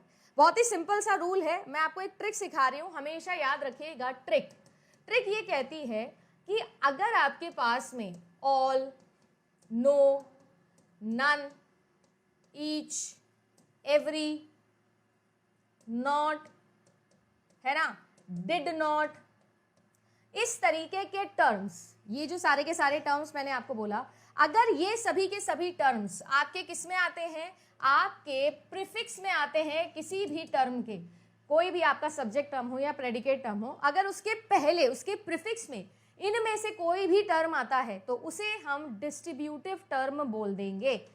ये जो सारे के सारे कीवर्ड्स हैं ये आप लोगों के टर्म को डिस्ट्रीब्यूट कर देते हैं। इसमें से एक और इंपॉर्टेंट टर्म है और वो है आप लोगों की नो टर्म, क्योंकि मैंने आपको सिखाया था लॉजिकल रीजनिंग के प्रीमियम क्लास में, मैंने आपको सिखाया था कि जो नो होता है वो गाना गाता है कि हम तो डूबेंगे सनम, संग तुझे भी ले डूबेंगे। यानी कि ये क्या करता है, सब्जेक्ट और प्रेडिकेट दोनों को ही डिस्ट्रीब्यूट कर देता है। अगर नो वाला कोई स्टेटमेंट आ गया तो दोनों को डिस्ट्रीब्यूट करेगा, दोनों को डिस्ट्रीब्यूट करेगा। यानी कुल मिला के आपको डिस्ट्रीब्यूशन चेक करने के लिए ये पता होना चाहिए कि जो प्रीफिक्स है वो कौन सी टर्म है। अगर इनमें से कोई भी प्रीफिक्स में आ रहा है सब्जेक्ट के या प्रेडिकेट के तो वो उस टर्म को डिस्ट्रीब्यूट कर देगा। नो में खास बात ये है कि अगर नो स्टेटमेंट है, यूनिवर्सल नेगेशन है, तो दोनों ही टर्म को डिस्ट्रीब्यूट कर देगा। अब आप बोलोगे कि मैम ये रूल चलिए आपने बता दिया, ट्रिक भी बता दी, अब इसे क्वेश्चन सॉल्व करके बताइए कि क्या बोलना चाह रहे हैं। अगर मेरे पास में कोई भी एक मूड एंड फिगर गिवन है एज AIIN फिगर नंबर 2, आपको इनमें से पहचानना है कौन कौन सी चीजें सही साबित होगी। On the basis of my example जो मैंने क्रिएट किया है, मैं ऑप्शंस चेक करूंगी। पहला कहता है जो मिडिल टर्म होती है वो अपीयर करती है प्रेडिकेट में दोनों ही प्रीमाइसेस के। 100% करेक्ट स्टेटमेंट लिखा है क्योंकि फिगर नंबर 2 का मतलब ही यही होता है। यानी आपका जो ऑप्शन नंबर ए है वो आंसर में होना चाहिए था और ये जो क्वेश्चन है वो वहीं खत्म हो जाता। ये जो क्वेश्चन है ये यहीं खत्म हो जाता क्योंकि ए आंसर में आना चाहिए था और बाकी किसी ऑप्शन के अंदर आपको ए दिख ही नहीं रहा है, तो ऑप्शन 2 यहां पर करेक्ट आंसर लगा के आना था। आगे देखो, undistributed middle term is a fallacy. इसके अंदर मिडिल टर्म जो है वो नहीं है डिस्ट्रीब्यूटेड, ये एक प्रकार की फैलेसी गिवन है। अब अगर डिस्ट्रीब्यूशन टर्म सीखोगे तो स्मार्ट आपकी मिडिल टर्म है और स्मार्ट के पहले ना तो नो आ रहा है, ना ऑल आ रहा है, ना नॉट आ रहा है, कुछ भी नहीं आ रहा है। तो ये जो आपकी प्रेडिकेट टर्म है ये दोनों के अंदर ही क्या नहीं है, डिस्ट्रीब्यूटिव नहीं है। यानी ये टर्म भी बिल्कुल सही बोल रही है।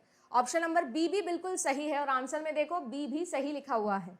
आगे देखो, middle term is distributed in major premise. क्या आपकी मिडिल टर्म डिस्ट्रीब्यूटिव है? डिस्ट्रीब्यूशन के लिए मैम आपकी टर्म के पहले प्रीफिक्स में all, each, no, none, never, did not, not, इस तरीके के टर्म्स आने चाहिए थे और स्मार्ट के पहले दोनों में ही कुछ ही नहीं आ रहा है। यानी कि ऑप्शन नंबर सी गलत हो गया। Positive premise provides a negative conclusion. क्या यहां पर हमें किसी तरीके का कोई नेगेटिव कंक्लूजन मिल रहा है? देख लो आप। Ma'am some man are boys, no ma'am कोई भी नेगेटिव टर्म तो है नहीं, यहाँ पे तो पॉजिटिव ही है। ऑप्शन नंबर डी को भी उड़ा दो। The conclusion does not distribute any of the terms. ये बात भी बिल्कुल सही लिखी हुई है, कोई भी डिस्ट्रीब्यूशन नहीं है। सम लिखा हुआ है तो सम कुछ भी डिस्ट्रीब्यूट नहीं करता है, यानी कि ई ऑप्शन भी सही होना चाहिए था। तो हमें प्रूव हो गया कि करेक्ट आंसर जो है वो यहाँ पर क्या आएगा, आपका ऑप्शन नंबर बी आएगा। आया मजा? देखो मुझे समझाने में समय लगा है, नहीं तो अगर इस क्वेश्चन का लॉजिक आपको पता होता, ये integrated question it's actually a difficult one. एक बार को पढ़ के, नया क्वेश्चन है, इससे पहले कभी नहीं देखा है मैंने यूजीसी नेट पेपर 1 के अंदर, बट अगर आपने एक बार इसे समझा तो मुझे ऐसा लगता है कि ये बहुत ही इजी क्वेश्चन आपका बन जाएगा। सबसे पहली टाइप की फैलेसी हम निकाल रहे हैं 4 टर्म की फैलेसी। जैसे कि आप लोग यहाँ पर देख पा रहे होंगे, फैलेसी जो है वो आप लोगों के फर्स्ट वाली कौन सी है, 4 टर्म्स वाली। देखो कैट लिखा है ना, डॉग लिखा है और फिर आप लोगों ने और भी 4 पंचायती कर दी है। ठीक है जी, तो यहाँ पर चंपायती नहीं चलेगी। ठीक है, पंचायती 5 लोगों के साथ में होती है, 4 टर्म्स के साथ में चंपायती होती है, तो किसी भी प्रकार की चंपायती जो है वो नहीं चलेगी। सही है, याद रखेंगे। ये तो फैलेसी ऑफ 4 टर्म मैंने पढ़ा दी है, इसका तो कोई लेना देना है ही नहीं। आगे चलते हैं नेक्स्ट टाइप की फैलेसी। नेक्स्ट टाइप की फैलेसी आती है, मुझे ये बहुत ही ज्यादा पसंद है, अनडिस्ट्रीब्यूटेड मिडल। बहुत ज्यादा बच्चे जो है इसको परेशान करते हैं, इससे बहुत ज्यादा लड़ाई करते हैं। कोई दिक्कत नहीं है, हम लड़ाई जो है उसको दूर कर लेते हैं। ठीक है जी। अब देखो सीन ऐसा है, अनडिस्ट्रीब्यूटेड मिडल में आप लोगों को ये चीज याद रखनी है कि आपकी जो मिडिल टर्म है वो मिडिल टर्म किसी ना किसी एक प्रीमाइस के अंदर, एक प्रेमाइस के अंदर क्या होनी चाहिए, डिस्ट्रीब्यूटेड होनी चाहिए, अनिवार्य है। अगर नहीं होगी तो मेरी कोई जिम्मेदारी नहीं है, आपका जो टर्म है उसके अंदर फैलेसी आ रही है। जैसे कि नोटिस करिएगा यहाँ पर सैल्मोन क्या है, ये सैल्मोन है, ये सैल्मोन भैया वाले सैल्मोन नहीं, ये अच्छा सही वाला सैल्मोन है, असली वाला। तो ये क्या है, ये आप लोगों का हो गया माइनर टर्म, ये आप लोगों का हो गया मेजर टर्म, निकालना आ गया था, minor term major term conclusion से निकालते हैं। अगर मैं यहाँ पर बात करूं आप सभी लोगों के लिए तो मुझे बताएंगे कि ये जो है आप लोगों का मेजर प्रेमाइस है, ये जो है ये आप लोगों का माइनर प्रेमाइस है, चलेगा। अगर मुझे यहाँ पर आप लोगों से पूछना हो कि दोनों में मिडिल टर्म कौन सी है, तो मैम देखो गोला करते हो, फिश जो है वो मिडिल टर्म है, फिश जो है वो मिडिल टर्म है, और मिडिल टर्म जो है वो आपको देखनी है कि दोनों में से किसी ना किसी एक प्रेमाइस के अंदर डिस्ट्रीब्यूटेड होनी चाहिए। तो आप देखिएगा कि यहाँ पर ऑल लिखा है शार्क्स के आगे, और यहाँ पर भी लिखा है ऑल सैल्मोन के आगे, बट यहाँ पर फिश के आगे कुछ भी ऐसा नहीं लिखा है। तो ये शार्क और ये सैल्मोन, ये तो दोनों के दोनों डिस्ट्रीब्यूटेड हो गए, क्योंकि ऑल भैया आ गए थे इनके पास में जान बचाने। ये फिश की जान किसी ने नहीं बचाई, यानी कि यहाँ पर जो आपकी टाइप ऑफ फैलेसी हो रही है वो अनडिस्ट्रीब्यूटेड मिडिल फैलेसी हो रही है। नेक्स्ट आप लोगों की आती है इलिसिट। अगेन ये तो बहुत ही प्यारी है, एकदम ही उल्लू टाइप्स की फैलेसी है, ये बहुत ही प्यारी टाइप की फैलेसी है। मान लीजिए कि मेरा जो मिडिल टर्म है वो बाहर में गया, सॉरी, मेरा जो मेजर टर्म है, अगर मेजर टर्म मेरा क्या है, डिस्ट्रीब्यूटेड है, कहां पर, कंक्लूजन के अंदर, तो इसकी मजबूरी है कि मेजर प्रेमाइस के अंदर भी इसे डिस्ट्रीब्यूटेड होना ही पड़ेगा। अगर ऐसा नहीं होता है तो हम नहीं खेलेंगे इसके साथ में, मैचिंग गेम से ये टोटली आउट, और टोटली आउट तो इलिसिट वाला फैलेसी आ जाएगी, वो भी इलिसिट मेजर। अगर मेजर टर्म के साथ में गड़बड़ घोटाला होता है तो इलिसिट मेजर, माइनर टर्म के साथ में गड़बड़ घोटाला होता है तो इलिसिट माइनर। यानी कि माइनर टर्म अगर कंक्लूजन के अंदर डिस्ट्रीब्यूटेड है तो इसकी मजबूरी है कि इसे माइनर प्रेमाइस के अंदर भी डिस्ट्रीब्यूटेड होना पड़ेगा। अगर ऐसा नहीं होता है तो अगेन इसका मैचिंग फेल, तो हम नहीं खेल रहे, आंसर आपका गलत आएगा, फैलेसी आ जाएगा। कि अगर मैं फर्स्ट वाले स्टेटमेंट में ध्यान से देखेगा, लिख रही हूँ all horses are animals, some dogs are not horses, some dogs are not animals. तो मुझे सबसे पहले तो ये बताइएगा कि ये जो डॉग है क्या ये मेरा माइनर टर्म हो जाएगा, क्या ये जो एनिमल है ये मेरा मेजर टर्म हो जाएगा, सही है। सबसे पहली बात तो ये माइनर टर्म, ये मेजर टर्म। अब क्योंकि एनिमल्स यहाँ पर हो रहा है तो ये आप लोगों के लिए मेजर प्रेमाइस हो जाएगा, ये आप लोगों के लिए माइनर प्रेमाइस हो जाएगा। अच्छा, मैंने क्या बोला, पहचानना ये है कि आप लोगों का कंक्लूजन के अंदर कोई भी टर्म जो है वो डिस्ट्रीब्यूटेड है तो उसको उसके प्रेमाइस के अंदर भी डिस्ट्रीब्यूटेड होना पड़ेगा। जैसे कि अगर मैं यहाँ पर देखूँ तो नॉट जी आ रहे हैं एनिमल के आगे, नॉट जी आ रहे हैं एनिमल के आगे, और सम जी आ रहे हैं डॉग जी के आगे। अब डॉग जी के आगे जो सम जी आ रहे हैं उससे हमको कोई मतलब नहीं है, कोई फायदा हो नहीं रहा है, क्योंकि डॉग जो है वो डिस्ट्रीब्यूट नहीं हो रहा है, अनडिस्ट्रीब्यूटेड है। तो आप लोगों को माइनर टर्म के लिए चेक करने का कोई जरूरत नहीं है। इस क्वेश्चन के अंदर कभी भी इलिसिट माइनर नहीं आ सकता, बट क्या इलिसिट मेजर आ सकता है, बिल्कुल। अगर मैम आपका एनिमल जो कि आपकी मेजर टर्म है वो आपके कंक्लूजन के अंदर में डिस्ट्रीब्यूटेड है, क्यों, क्योंकि नॉट जी आ गए हैं इसको डिस्ट्रीब्यूट करने के लिए, तो आपके मेजर प्रेमाइस में भी एनिमल को डिस्ट्रीब्यूटेड होना था, जबकि यहाँ पर एनिमल जो है वो डिस्ट्रीब्यूटेड नहीं है। क्यों, क्योंकि ये जो ऑल जी है ये हॉर्सेस के लिए है, एनिमल्स जी के लिए कुछ भी नहीं है, खाली है, खाली है तो ठन ठन गोपाल है, ठन ठन गोपाल है तो इलिसिट जी है, और इलिसिट जी है तो कौन से वाले इलिसिट जी हैं, मेजर वाले इलिसिट जी हैं। क्या कह रहा है, ये कह रहा है आप लोगों के लिए all animals are tigers. Animal जो है क्या ये माइनर टर्म है, और जो टाइगर्स है क्या ये मेजर टर्म है। हर बार मैं मेजर और माइनर टर्म से शुरू करूंगी। अब यहाँ पर नोटिस करिएगा, जो आप लोगों की माइनर टर्म है वो डिस्ट्रीब्यूटेड है क्योंकि उसके आगे ऑल लिखा हुआ है, पर जो मेजर टर्म है वो डिस्ट्रीब्यूटेड नहीं है, तो इसके अंदर इलिसिट मेजर आने के तो चांस ही नहीं है। इलिसिट माइनर आने की चांस है क्या, बिल्कुल है मैम चांस। कब, जब आप लोगों का एनिमल टर्म जो है वो डिस्ट्रीब्यूटेड ना हो अपने माइनर प्रेमाइस के अंदर। माइनर प्रेमाइस ये रहा, और एनिमल यहाँ पर डिस्ट्रीब्यूटेड नहीं है। मैमल्स डिस्ट्रीब्यूटेड है पर एनिमल्स डिस्ट्रीब्यूटेड नहीं है। व्हाट इफ मैं इस ऑल की जगह यहाँ पर नो कर देती कि नो मैमल्स आर एनिमल्स, तब भी इलिसिट माइनर आता क्या, नहीं आता मैम, क्योंकि नो ने गाना गाया था, याद है ना बचपन में, हम तो डूबेंगे सनम तुम्हें भी साथ लेके डूबेंगे। अगर मैं यहाँ पर लिख देती नो मैमल्स आर एनिमल्स, तो मैमल्स भी डिस्ट्रीब्यूट हो जाता और एनिमल भी डिस्ट्रीब्यूट हो जाता। सो देयरफॉर वहां पर इलिसिट वाला गड़बड़ नहीं होता। बट क्योंकि ऐसा नहीं है मैम, तो देखिए जी ऑल लिखा है तो मैमल्स तो डिस्ट्रीब्यूटेड है, एनिमल्स डिस्ट्रीब्यूटेड नहीं है। ये क्या कहती है, ये ऐसे कहती है कि आप कभी भी दो नेगेटिव प्रेमाइस के साथ में एक पॉजिटिव स्टेटमेंट को डिराइव नहीं कर सकते, या बेसिकली कुछ भी नहीं डिराइव कर सकते हो। ये कह रहा है अगर आपके पास में प्रेमाइसेस दोनों के दोनों नेगेशन में है तो आप उससे कुछ भी कंक्लूजन नहीं निकाल सकते, ठीक है ना। जो आप लोगों के दो नेगेटिव लोग हैं, वो दो नेगेटिव लोग मिलकर कभी जीवन में कोई ज्यादा पॉजिटिविटी नहीं ला सकते हैं, है ना। यहाँ पर बचपन वाला रूल नहीं चलाना है कि मैम नेगेटिव नेगेटिव मिलके तो पॉजिटिव हो जाता है, ज्यादा रूल नहीं चलाना है बचपन का। बचपन का रूल खत्म, खेल नहीं रहे हैं हम, ठीक है। देखो ये नो, इसकी वजह से ये नेगेटिव, इसकी वजह से नेगेटिव, कैंसिल। कोई भी वैलिड कैटेगोरिकल प्रपोजिशन कभी भी दो नेगेटिव प्रेमाइसेस के साथ में नहीं बन सकता। इसे हम लोग कहते हैं एक्सक्लूसिव प्रेमाइस फैलेसी। नेक्स्ट ये कह रहा है कि अगर आप एक अफर्मेटिव कंक्लूजन निकालते हो एक नेगेटिव प्रेमाइस से, तो आप एक नेगेटिव कंक्लूजन निकाल रहे हो एक अफर्मेटिव प्रेमाइस से। ये जो चीज है ये भी आप लोगों के लिए क्या नहीं है, सीधी सीधी नहीं है। अगर आपके पास में किसी भी दोनों प्रेमाइस में से कोई भी एक प्रेमाइस नेगेटिव है, तो आपका जो कंक्लूजन है वो हमेशा क्या निकलना चाहिए, नेगेटिव निकलना चाहिए। अगर ऐसा नहीं होता तब आप लोगों के पास में फैलेसी आ जाती है। एग्जिस्टेंशियल फैलेसी जो है वो एग्जिस्टेंशियल क्राइसिस की जैसी है। यहां पर अगर आप नोटिस करिएगा तो आपके पास में दो क्या थे, यूनिवर्सल प्रेमाइसेस थे, है ना जी। और दो यूनिवर्सल प्रेमाइस से आपने एक पर्टिकुलर केस को जनरलाइज किया है।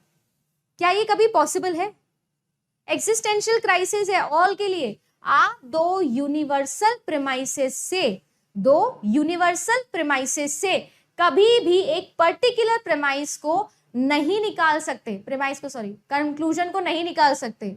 अगर ऐसा होता है तो एग्जिस्टेंशियल फैलेसी आ जाती है। अब यहां पर मैं अफर्मेटिव लगा दूं तो चलेगा, क्योंकि वैसे भी दो नेगेटिव के साथ में तो कोई कंक्लूजन नहीं निकलता। एक्सक्लूसिव प्रेमाइस फैलेसी पढ़ के आए थे। एग्जिस्टेंशियल ये कहती है दो यूनिवर्सल अफर्मेटिव स्टेटमेंट से, प्रेमाइस से कभी भी आप एक पर्टिकुलर कंक्लूजन नहीं निकाल सकते। आप लोगों से मैं ये कह रही हूं कि यहाँ पर जब भी इस तरीके से P इंप्लाइज Q लिखा हुआ आता है, तो यहाँ पर जो आप लोगों का ये P है ये आप लोगों के लिए हो जाता है एंटीसीडेंट, और जो आप लोगों के लिए Q है वो होता है आपका कॉन्सिक्वेंट, क्योंकि P की वजह से Q आ रहा है। जैसे कि इंडिपेंडेंट वेरिएबल और डिपेंडेंट वेरिएबल हम लोग पढ़े थे ना, तो आप लोगों का जो P होता है ये आप लोगों के लिए इंडिपेंडेंट वेरिएबल होता है, और जो Q होता है वो आप लोगों के लिए डिपेंडेंट वेरिएबल होता है। क्योंकि P से Q निकल रहा है तो P जो है वो एंटीसीडेंट कहलाता है, और जो Q है वो कॉन्सिक्वेंट कहलाता है। सबसे पहले तो ये समझना है। अब देखो सीन ऐसा है, जैसे मैं लिख रही हूं if it is raining then the roof is wet. यहां पर इट इज रेनिंग जो है वो P है और रूफ इज वेट Q है, और ये आप लोगों का इम्प्लीकेशन है। If I am late for the class ये P है, तो देन के बाद जो आ रहा है वो Q है, ये कॉन्सिक्वेंट है। देखो अफर्मिंग द कॉन्सिक्वेंट जो होता है उसे हम लोग क्या कहते हैं, उसे हम लोग कहते हैं फैलेसी ऑफ कन्वर्स। अब इसका मतलब ये होता है कि if A is true, B is true, B is true मैं कह रही हूं, देयरफॉर A इज ट्रू। ठीक है जी, अगर ऐसी वाली सिचुएशन आ गई तो इसको हम लोग कहते हैं अफर्मिंग द कॉन्सिक्वेंट, और ये होती है आपकी फैलेसी ऑफ कन्वर्स। ठीक है, दूसरी सिचुएशन देखिए, दूसरी सिचुएशन क्या है, आप लोगों से कह रहा है डिनाइंग द एंटीसीडेंट, वो क्या कहला रहा है, if A is true B is true. अगर A ट्रू नहीं है तो इसका मतलब B भी ट्रू नहीं होगा। ये भी क्या है आप लोगों के लिए फैलेसी ऑफ इनवर्स कहलाती है। तो कुल मिला के मैंने आप लोगों को यहाँ पर चीजें सिखाई है। आपके लिए सबसे इंपॉर्टेंट चीज ये है कि अफर्मिंग द एंटीसीडेंट और डिनाइंग द कॉन्सिक्वेंट तो ठीक है, बट अगर इसका उल्टा हो जाए कि आप लोग कॉन्सिक्वेंट को अफर्म कर दिए हो और आप लोगों ने एंटीसीडेंट को डिनाई कर दिया है, तो ये जो है ये आप लोगों की फैलेसी कहलाती है। ये क्या कहलाती है, आपकी फैलेसी कहलाती है। आपके पास में कुछ वैलिड चीजें हैं, कुछ इनवैलिड चीजें हैं। वैलिड चीज ये कहलाती है कि अगर आप लोग एंटीसीडेंट को अफर्म कर रहे हो तो चलेगा, कॉन्सिक्वेंट को डिनाई कर रहे हो तो भी चलेगा, है ना। जैसे कि मैंने अभी बारिश वाला एग्जाम्पल दिया, मैम हो सकता है ना ऐसा, आप कह रहे थे कि भाई अगर बारिश होती है तो छत गीली होती है, और छत गीली नहीं है तो मैम हाँ बारिश नहीं हुई है, ऐसे कैसे छाता लेके खड़े हो रहे हो, ये आपने शेड लगा दिए, इसकी भी क्या गारंटी है। ठीक है, तो कोई गारंटी नहीं है तो मैं इसको वैलिड मान लेती हूँ। मगर इसका उल्टा कर दूं, यानी कि मैं क्या कह दूं कि अगर आप लोगों के लिए कह रही हूँ कि बारिश होती है तो छत गीली हो जाती है। बारिश नहीं हुई है इसका मतलब छत भी गीली नहीं हुई होगी। और मम्मी ने पता चला था कि सुबह सुबह ही छत धो के आए थे, तो तब तो छत गीली हो गई थी ना। यानी कि डिनाइंग द कॉन्सिक्वेंट तो चलेगा, बट डिनाइंग द एंटीसीडेंट नहीं चलेगा। अगर आपका पी स्टेटमेंट सही है तो क्यू को भी सही होना ही पड़ेगा, बट अगर पी गलत है तो क्यू जो है वो सही भी हो सकता है, गलत भी हो सकता है। मैं इसके लिए कोई कंफर्म स्टेटमेंट नहीं दे सकती। अगर आपने इसको गलत कर दिया तो इसका मतलब ये है कि आप इसे इनवैलिड कह रहे हो। समझ में आ रहा है क्या? पी के सही होने से क्यू को भी सही होना पड़ेगा, पर पी के गलत होने से क्यू गलत नहीं होता। ये जो है ये आपकी डिनाइंग द एंटीसीडेंट वाली फैलेसी है और ये इनवैलिड है, इसीलिए फैलेसी है। समझ में आ गया? किसमें बता रही हूं? पी इंप्लाइज क्यू में बता रही हूं। ये दूसरा केस देखो, अगर मैं आप लोगों से कह दूं कि पी जो है वो सही है तो क्यू भी सही है, ठीक है जी। अगर मैंने कहा कि अब क्यू जो है वो सही है, इसका मतलब पी सही हुआ ही होगा, इसकी भी कोई गारंटी नहीं है, ये भी आप लोगों के लिए इनवैलिड होता है। अफर्मिंग द कॉन्सिक्वेंट फैलेसी से हम लोग कहते हैं। अगर बारिश हुई है तो छत गीली हुई होगी, छत गीली हो गई इसका मतलब गारंटी बारिश हुई है, ये कोई मतलब नहीं निकला। हो सकता था मम्मी जी जो है वो सुबह छत धो के आई थी, इस वजह से छत गीली थी, जरूरी थोड़ी बारिश हुई होगी। इसीलिए आपको याद रखना है denying the antecedent and affirming the consequent हमेशा इनवैलिड टाइप की फैलेसी होते हैं। जैसे कि हम क्वेश्चन करके देखते हैं, है ना, जो 2023 का क्वेश्चन था ना, पहले मैं वही करवा के दिखाती हूँ आपको। ये देखो ध्यान से क्या लिखा हुआ है, इफ वाला स्टेटमेंट है। अब जब भी ये इफ वाला स्टेटमेंट आ जाता है ना, तो मैं इम्प्लीकेशन वाले सिचुएशन में जाने की सोचूंगी। जब भी इफ आ गया है तो ध्यान से देखिएगा, if capital punishment actually deterred people from committing serious crimes, यानी कि बेसिकली आप लोग ये बोल रहे हो कि अगर मैं अच्छे से अच्छा पनिशमेंट दूं तो लोग क्राइम करना छोड़ देंगे, ठीक है ना, then it would be justified. ये सही बात है कि भाई आप जो है वो एकदम खतरनाक वाला पनिशमेंट दो तो ये लोग जो है वो सीरियस क्राइम नहीं करेंगे, ये बात जो है ये बिल्कुल जस्टिफाइड है। but as it does not have the deterrent effect, it is not a justifiable practice। अब यहां पर मुझे एक बात बताओ कि कौन से टाइप की फैलेसी है? क्या अनडिस्ट्रीब्यूटेड मिडल और एग्जिस्टेंशियल फैलेसी आ सकती है? यहां पर नहीं आ सकती। यहां पर क्या आ सकता है मैम? कॉन्सिक्वेंट या फिर एंटीसीडेंट का डिनाइंग या अफर्मिंग आ सकता है। कैसे? मैं ये कह रही हूं कि आप लोग मान लीजिए कि डिटर्ड पीपल, बेसिकली पनिशमेंट को आप लोग मान लीजिए कि क्यू है, सॉरी पी है, कमिटिंग सीरियस क्राइम जो है वो आप लोगों के लिए पूरा का पूरा ये पी स्टेटमेंट है, और जस्टिफाइड वाली सिचुएशन आप लोगों के लिए क्यू है। मैं कह रही हूं कि अगर पी सही है तो क्यू सही है, मैंने ये बोला, बट क्योंकि आप लोगों का जो पी है वो गलत है तो इसका मतलब जो क्यू है वो भी गलत ही होगा। अभी अभी मैंने पढ़ाया था, मुझे जरा बताइएगा कि ये कौन से टाइप की फैलेसी हुई? अफर्मिंग द कॉन्सिक्वेंट हुआ या डिनाइंग द एंटीसीडेंट हुआ? बताओ। अब भी जस्ट थोड़ी देर पहले मैंने आप लोगों को ये टाइप की फैलेसी पढ़ाई है, अगर आप पढ़ रहे हो तो। अब भी जस्ट पढ़ाया है थोड़ी देर पहले, denying the antecedent. Very good, very good. Correct answer option number D. अगर आप सभी लोगों के पास में लॉजिक में, तर्क में किसी हिसाब का गड़बड़ी हो तो उसे हम क्या बोलते हैं? इनफॉर्मल फैलेसी बोलते हैं। सबसे पहली जो फैलेसी आज हम लोग रिवाइज करने वाले हैं वो है एड बैक्यूलम। ध्यान से देखिएगा, ये फैलेसी क्या करती है? इस फैलेसी को हम एक और नाम से जानते हैं जो होता है appeal to force.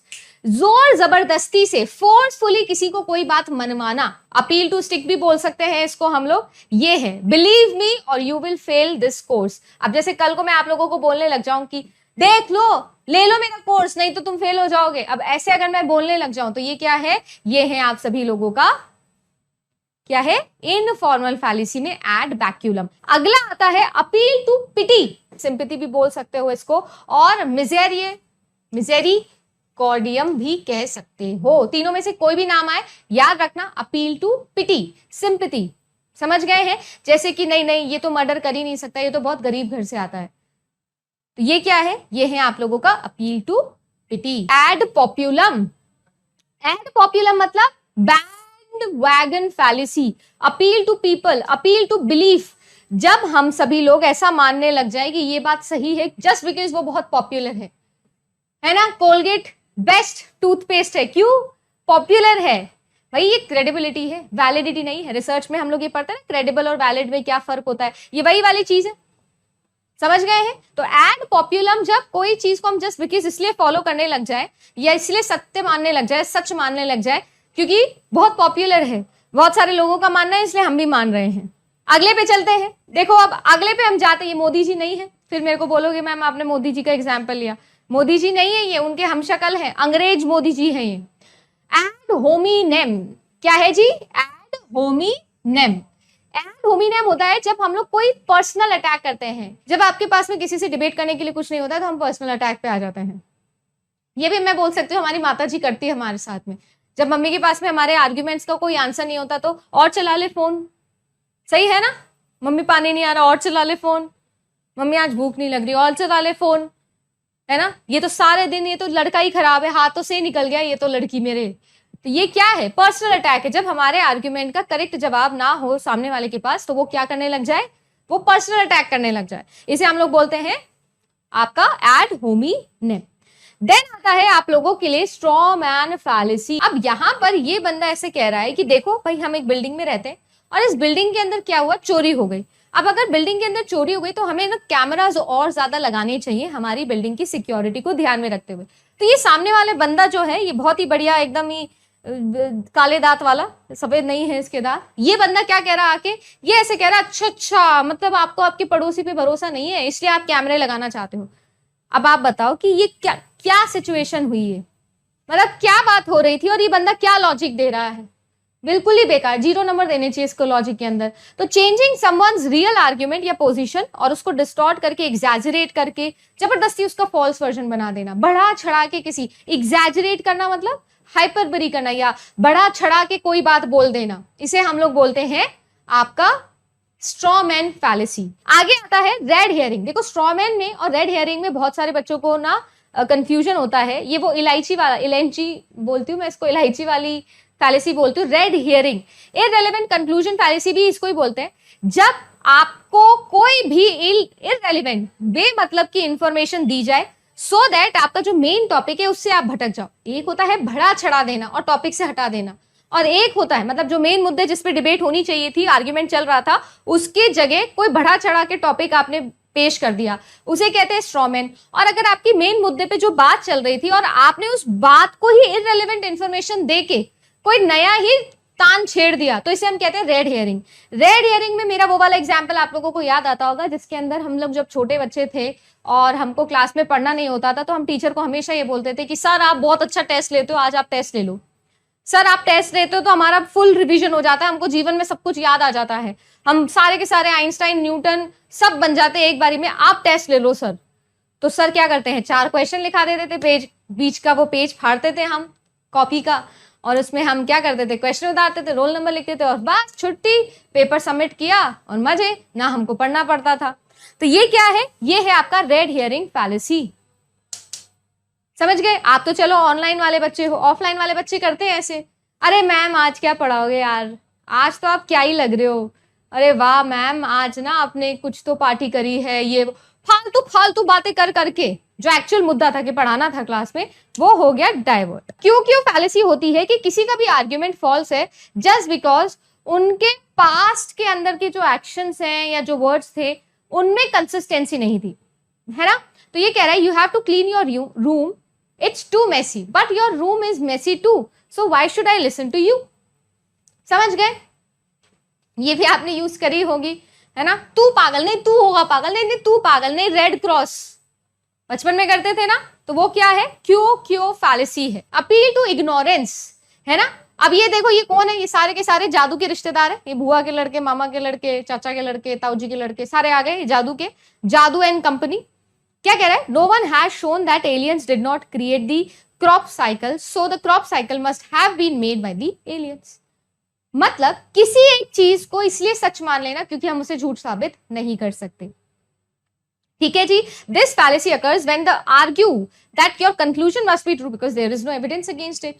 NTA is a super conducting body for any examination in our country because nobody has an evidence against that body. समझ गए? अंग्रेजी में मैंने तेजी में इसलिए बोला है ताकि मैंने भी तो चैनल चलाना है ना, कल को कोई एनटीए वाला सुन ले तो भाई, है ना। और इतना मुझे भरोसा है कि इसका ट्रांसलेशन करने में समय लगेगा। समझ गए किस तरफ मैं इशारा कर रही हूं? कुल मिला के किसी बात को इसलिए सच मान लेना क्योंकि हमारे पास उसे झूठ साबित करने का कोई तरीका नहीं है। हैस्टी जनरलाइजेशन में ऑल्दो मैंने आप लोगों को कोमोलिका वाला एग्जाम्पल दिया था, रिमेंबर मैंने आपको कोमोलिका वाला एग्जाम्पल दिया था, उर्वशी ढोलकिया जो एक बहुत ही फेमस एक्ट्रेस है और वो हमेशा नेगेटिव कैरेक्टर प्ले करती थी सभी के सभी डेली सोप्स के अंदर। तो इस वजह से अब ये उनकी इमेज ही क्या बन गई है कि नेगेटिव बन गई है। अब जैसे स्पोर्ट्स कार है, स्पोर्ट्स कार जो है वो क्या करती है, जैसे जो कार रेसिंग में आपकी सारी की सारी कार्स होती है ना, आप मान लो वो सड़क पे आपको दिख गई तो आपको क्या लगेगा कि सारी की सारी स्पोर्ट्स कार तो भैया रैश ही चलाते हैं, तेज ही चलती है, अग्रेसिव ही होती है। इसे हम क्या बोलते हैं? इसे हम सभी लोग बोलते हैं क्या? हैस्टी जनरलाइजेशन, है ना। जस्ट बिकॉज एक पिक्चर में उन्होंने नेगेटिव कैरेक्टर किया या ऐसा किया तो हमने उनको जनरलाइज कर दिया, स्टीरियोटाइप कर दिया, है ना, कि भाई ये तो जो है ये नेगेटिव ही आदमी, ये तो जो है वो पॉजिटिव ही आदमी होगा। ठीक है, आगे आता है आप लोगों का फॉल्स कॉज। फॉल्स कॉज में देखो नाम में ही छुपा हुआ है। अब जैसे ये बंदे को देखो, गॉड ने मेरे को ठीक किया, मेरे हेडेक को जो है वो भगवान ने ठीक किया। मैंने जो है वो एस्पिरिन ली, मतलब हेडेक हो रहा था, मैंने दवाई ली और भगवान से प्रे किया और मेरा हेडेक जो है वो बिल्कुल ठीक हो गया। इसका मतलब क्या है? भगवान जी ने जो है वो मेरा हेडेक बिल्कुल ठीक कर दिया। भगवान का मेरे पास सीधा एकदम शक्ति है ना, और मुझे जो है वो भगवान जी ने बिल्कुल ठीक कर दिया। कुछ लोग होते हैं बेमतलब के फॉल्स कॉज में जी रहे होते हैं।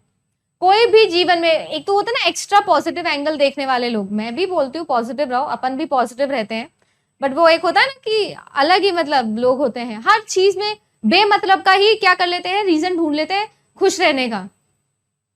सही है। अब आपने वो तोतापुरी कपड़े पहन के वो फैशन शो में गया था बंदा, वो अलग ही खुश होके घूम रहा है कि ओ माय गॉड मैं सबसे डिफरेंट लग रहा हूँ।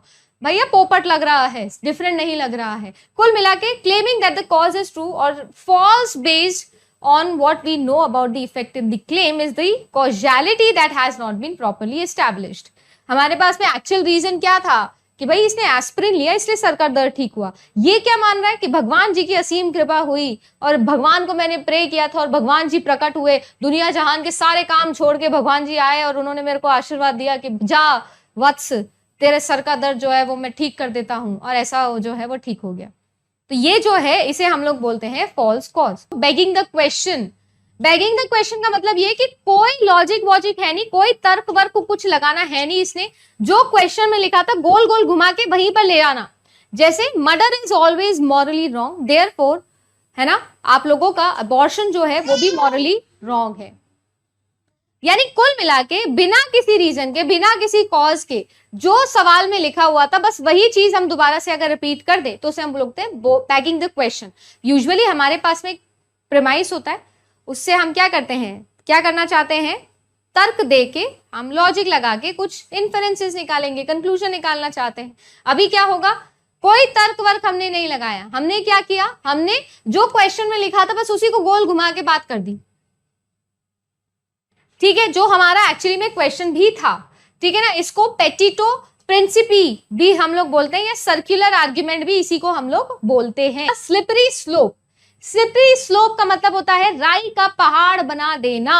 ठीक है ना, मतलब छोटी सी चीज थी, जैसे फॉर एग्जाम्पल आप एनटीए का एग्जाम देने गए थे और एग्जाम देते समय आपने क्या किया, आपने ऐसे बोला कि हमको जो है वो एक्स्ट्रा रफ शीट चाहिए, प्रॉब्लम सॉल्व करने के लिए थोड़ा सा एक्स्ट्रा रफ शीट चाहिए रहेगी, तो हमको रफ शीट दीजिए। और वहां पर जो एनटीए के इन्विजिलेटर थे उन्होंने बना दी स्लिपरी स्लोप। अरे अरे आप एक्स्ट्रा रफ शीट लेंगे, आपको पता है ये जो पेपर है ये पेड़ से आता है और पेड़ जो है हम काटते जा रहे हैं, उसकी वजह से ग्लोबल वार्मिंग हो जा रही है, देश में ये हो जा रहा है, दुनिया में ये हो जा रहा है, वो हो जा रहा है, दुनिया नष्ट हो जाएगी, आपके एक रफ शीट लेने से दुनिया नष्ट हो जाएगी।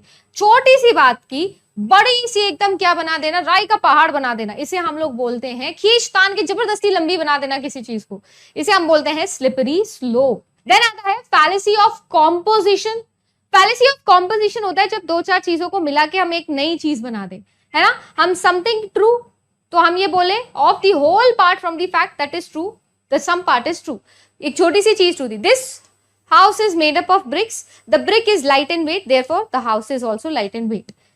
समझ गए हो, जो ब्रिक है, मतलब ईंट से ये मकान बना है, ईंट बड़ी हल्की होती है, इसका मतलब ये मकान भी बड़ा हल्का होगा, है ना। छोटी छोटी चीजों को सही मानते हुए एक बड़ी चीज को सत्य बता देना, जबकि ये सच है क्या? घर हल्का होता है क्या? उठा के देख लेना आपका, फिर बाहर निकलो आज तुरंत अभी और उठा के देखो फिर, ठीक है। तो पार्ट 2 होल। एक और होती है फैलेसी ऑफ डिवीजन, उल्टा कर देना। मतलब देखो, Australians travel a lot, grey is in Australia so he must travel a lot. मतलब एक बड़ी सिचुएशन थी, उस बड़ी सिचुएशन के अंदर कोई बात सही थी तो वो हमेशा छोटी चीजों पे भी अप्लाई होगी। नेक्स्ट आता है इक्विवोकेशन। जब हम लोग एक सिचुएशन में कोई बात जब लग रही हो ना, तो हम उसके इक्वेट दूसरी सिचुएशन में भी वही चीज लगा दे। इसको हम एम्बिग्यूटी भी बोलते हैं, है ना। एम्बिग्यूटी मतलब जब दो या दो से ज्यादा सेंस बनाने वाले लोगों को मिसलीड करके हम लोग कोई स्टेटमेंट बना ले। एक एलिफेंट जो होता है वो एक एनिमल है, तो जो एक स्मॉल एलिफेंट है वो एक स्मॉल एनिमल होगा। इसे हम क्या बोलते हैं? इसे हम लोग बोलते हैं इक्विवोकेशन। कोई एक सिचुएशन का लॉजिक दूसरी सिचुएशन में लगा देना और ये मान लेना कि वो सही होगा। इसे हम लोग क्या बोलते हैं? इसे हम लोग बोलते हैं फैलेसी ऑफ इक्विवोकेशन। ठीक है जी। तो ये जो आपकी सारी की सारी फैलेसी थी जो आपके एग्जाम में सबसे फेमस है, मैंने कोशिश की है कि सारे के सारे एग्जाम्पल्स के थ्रू आप लोगों को रिवाइज करवाऊं,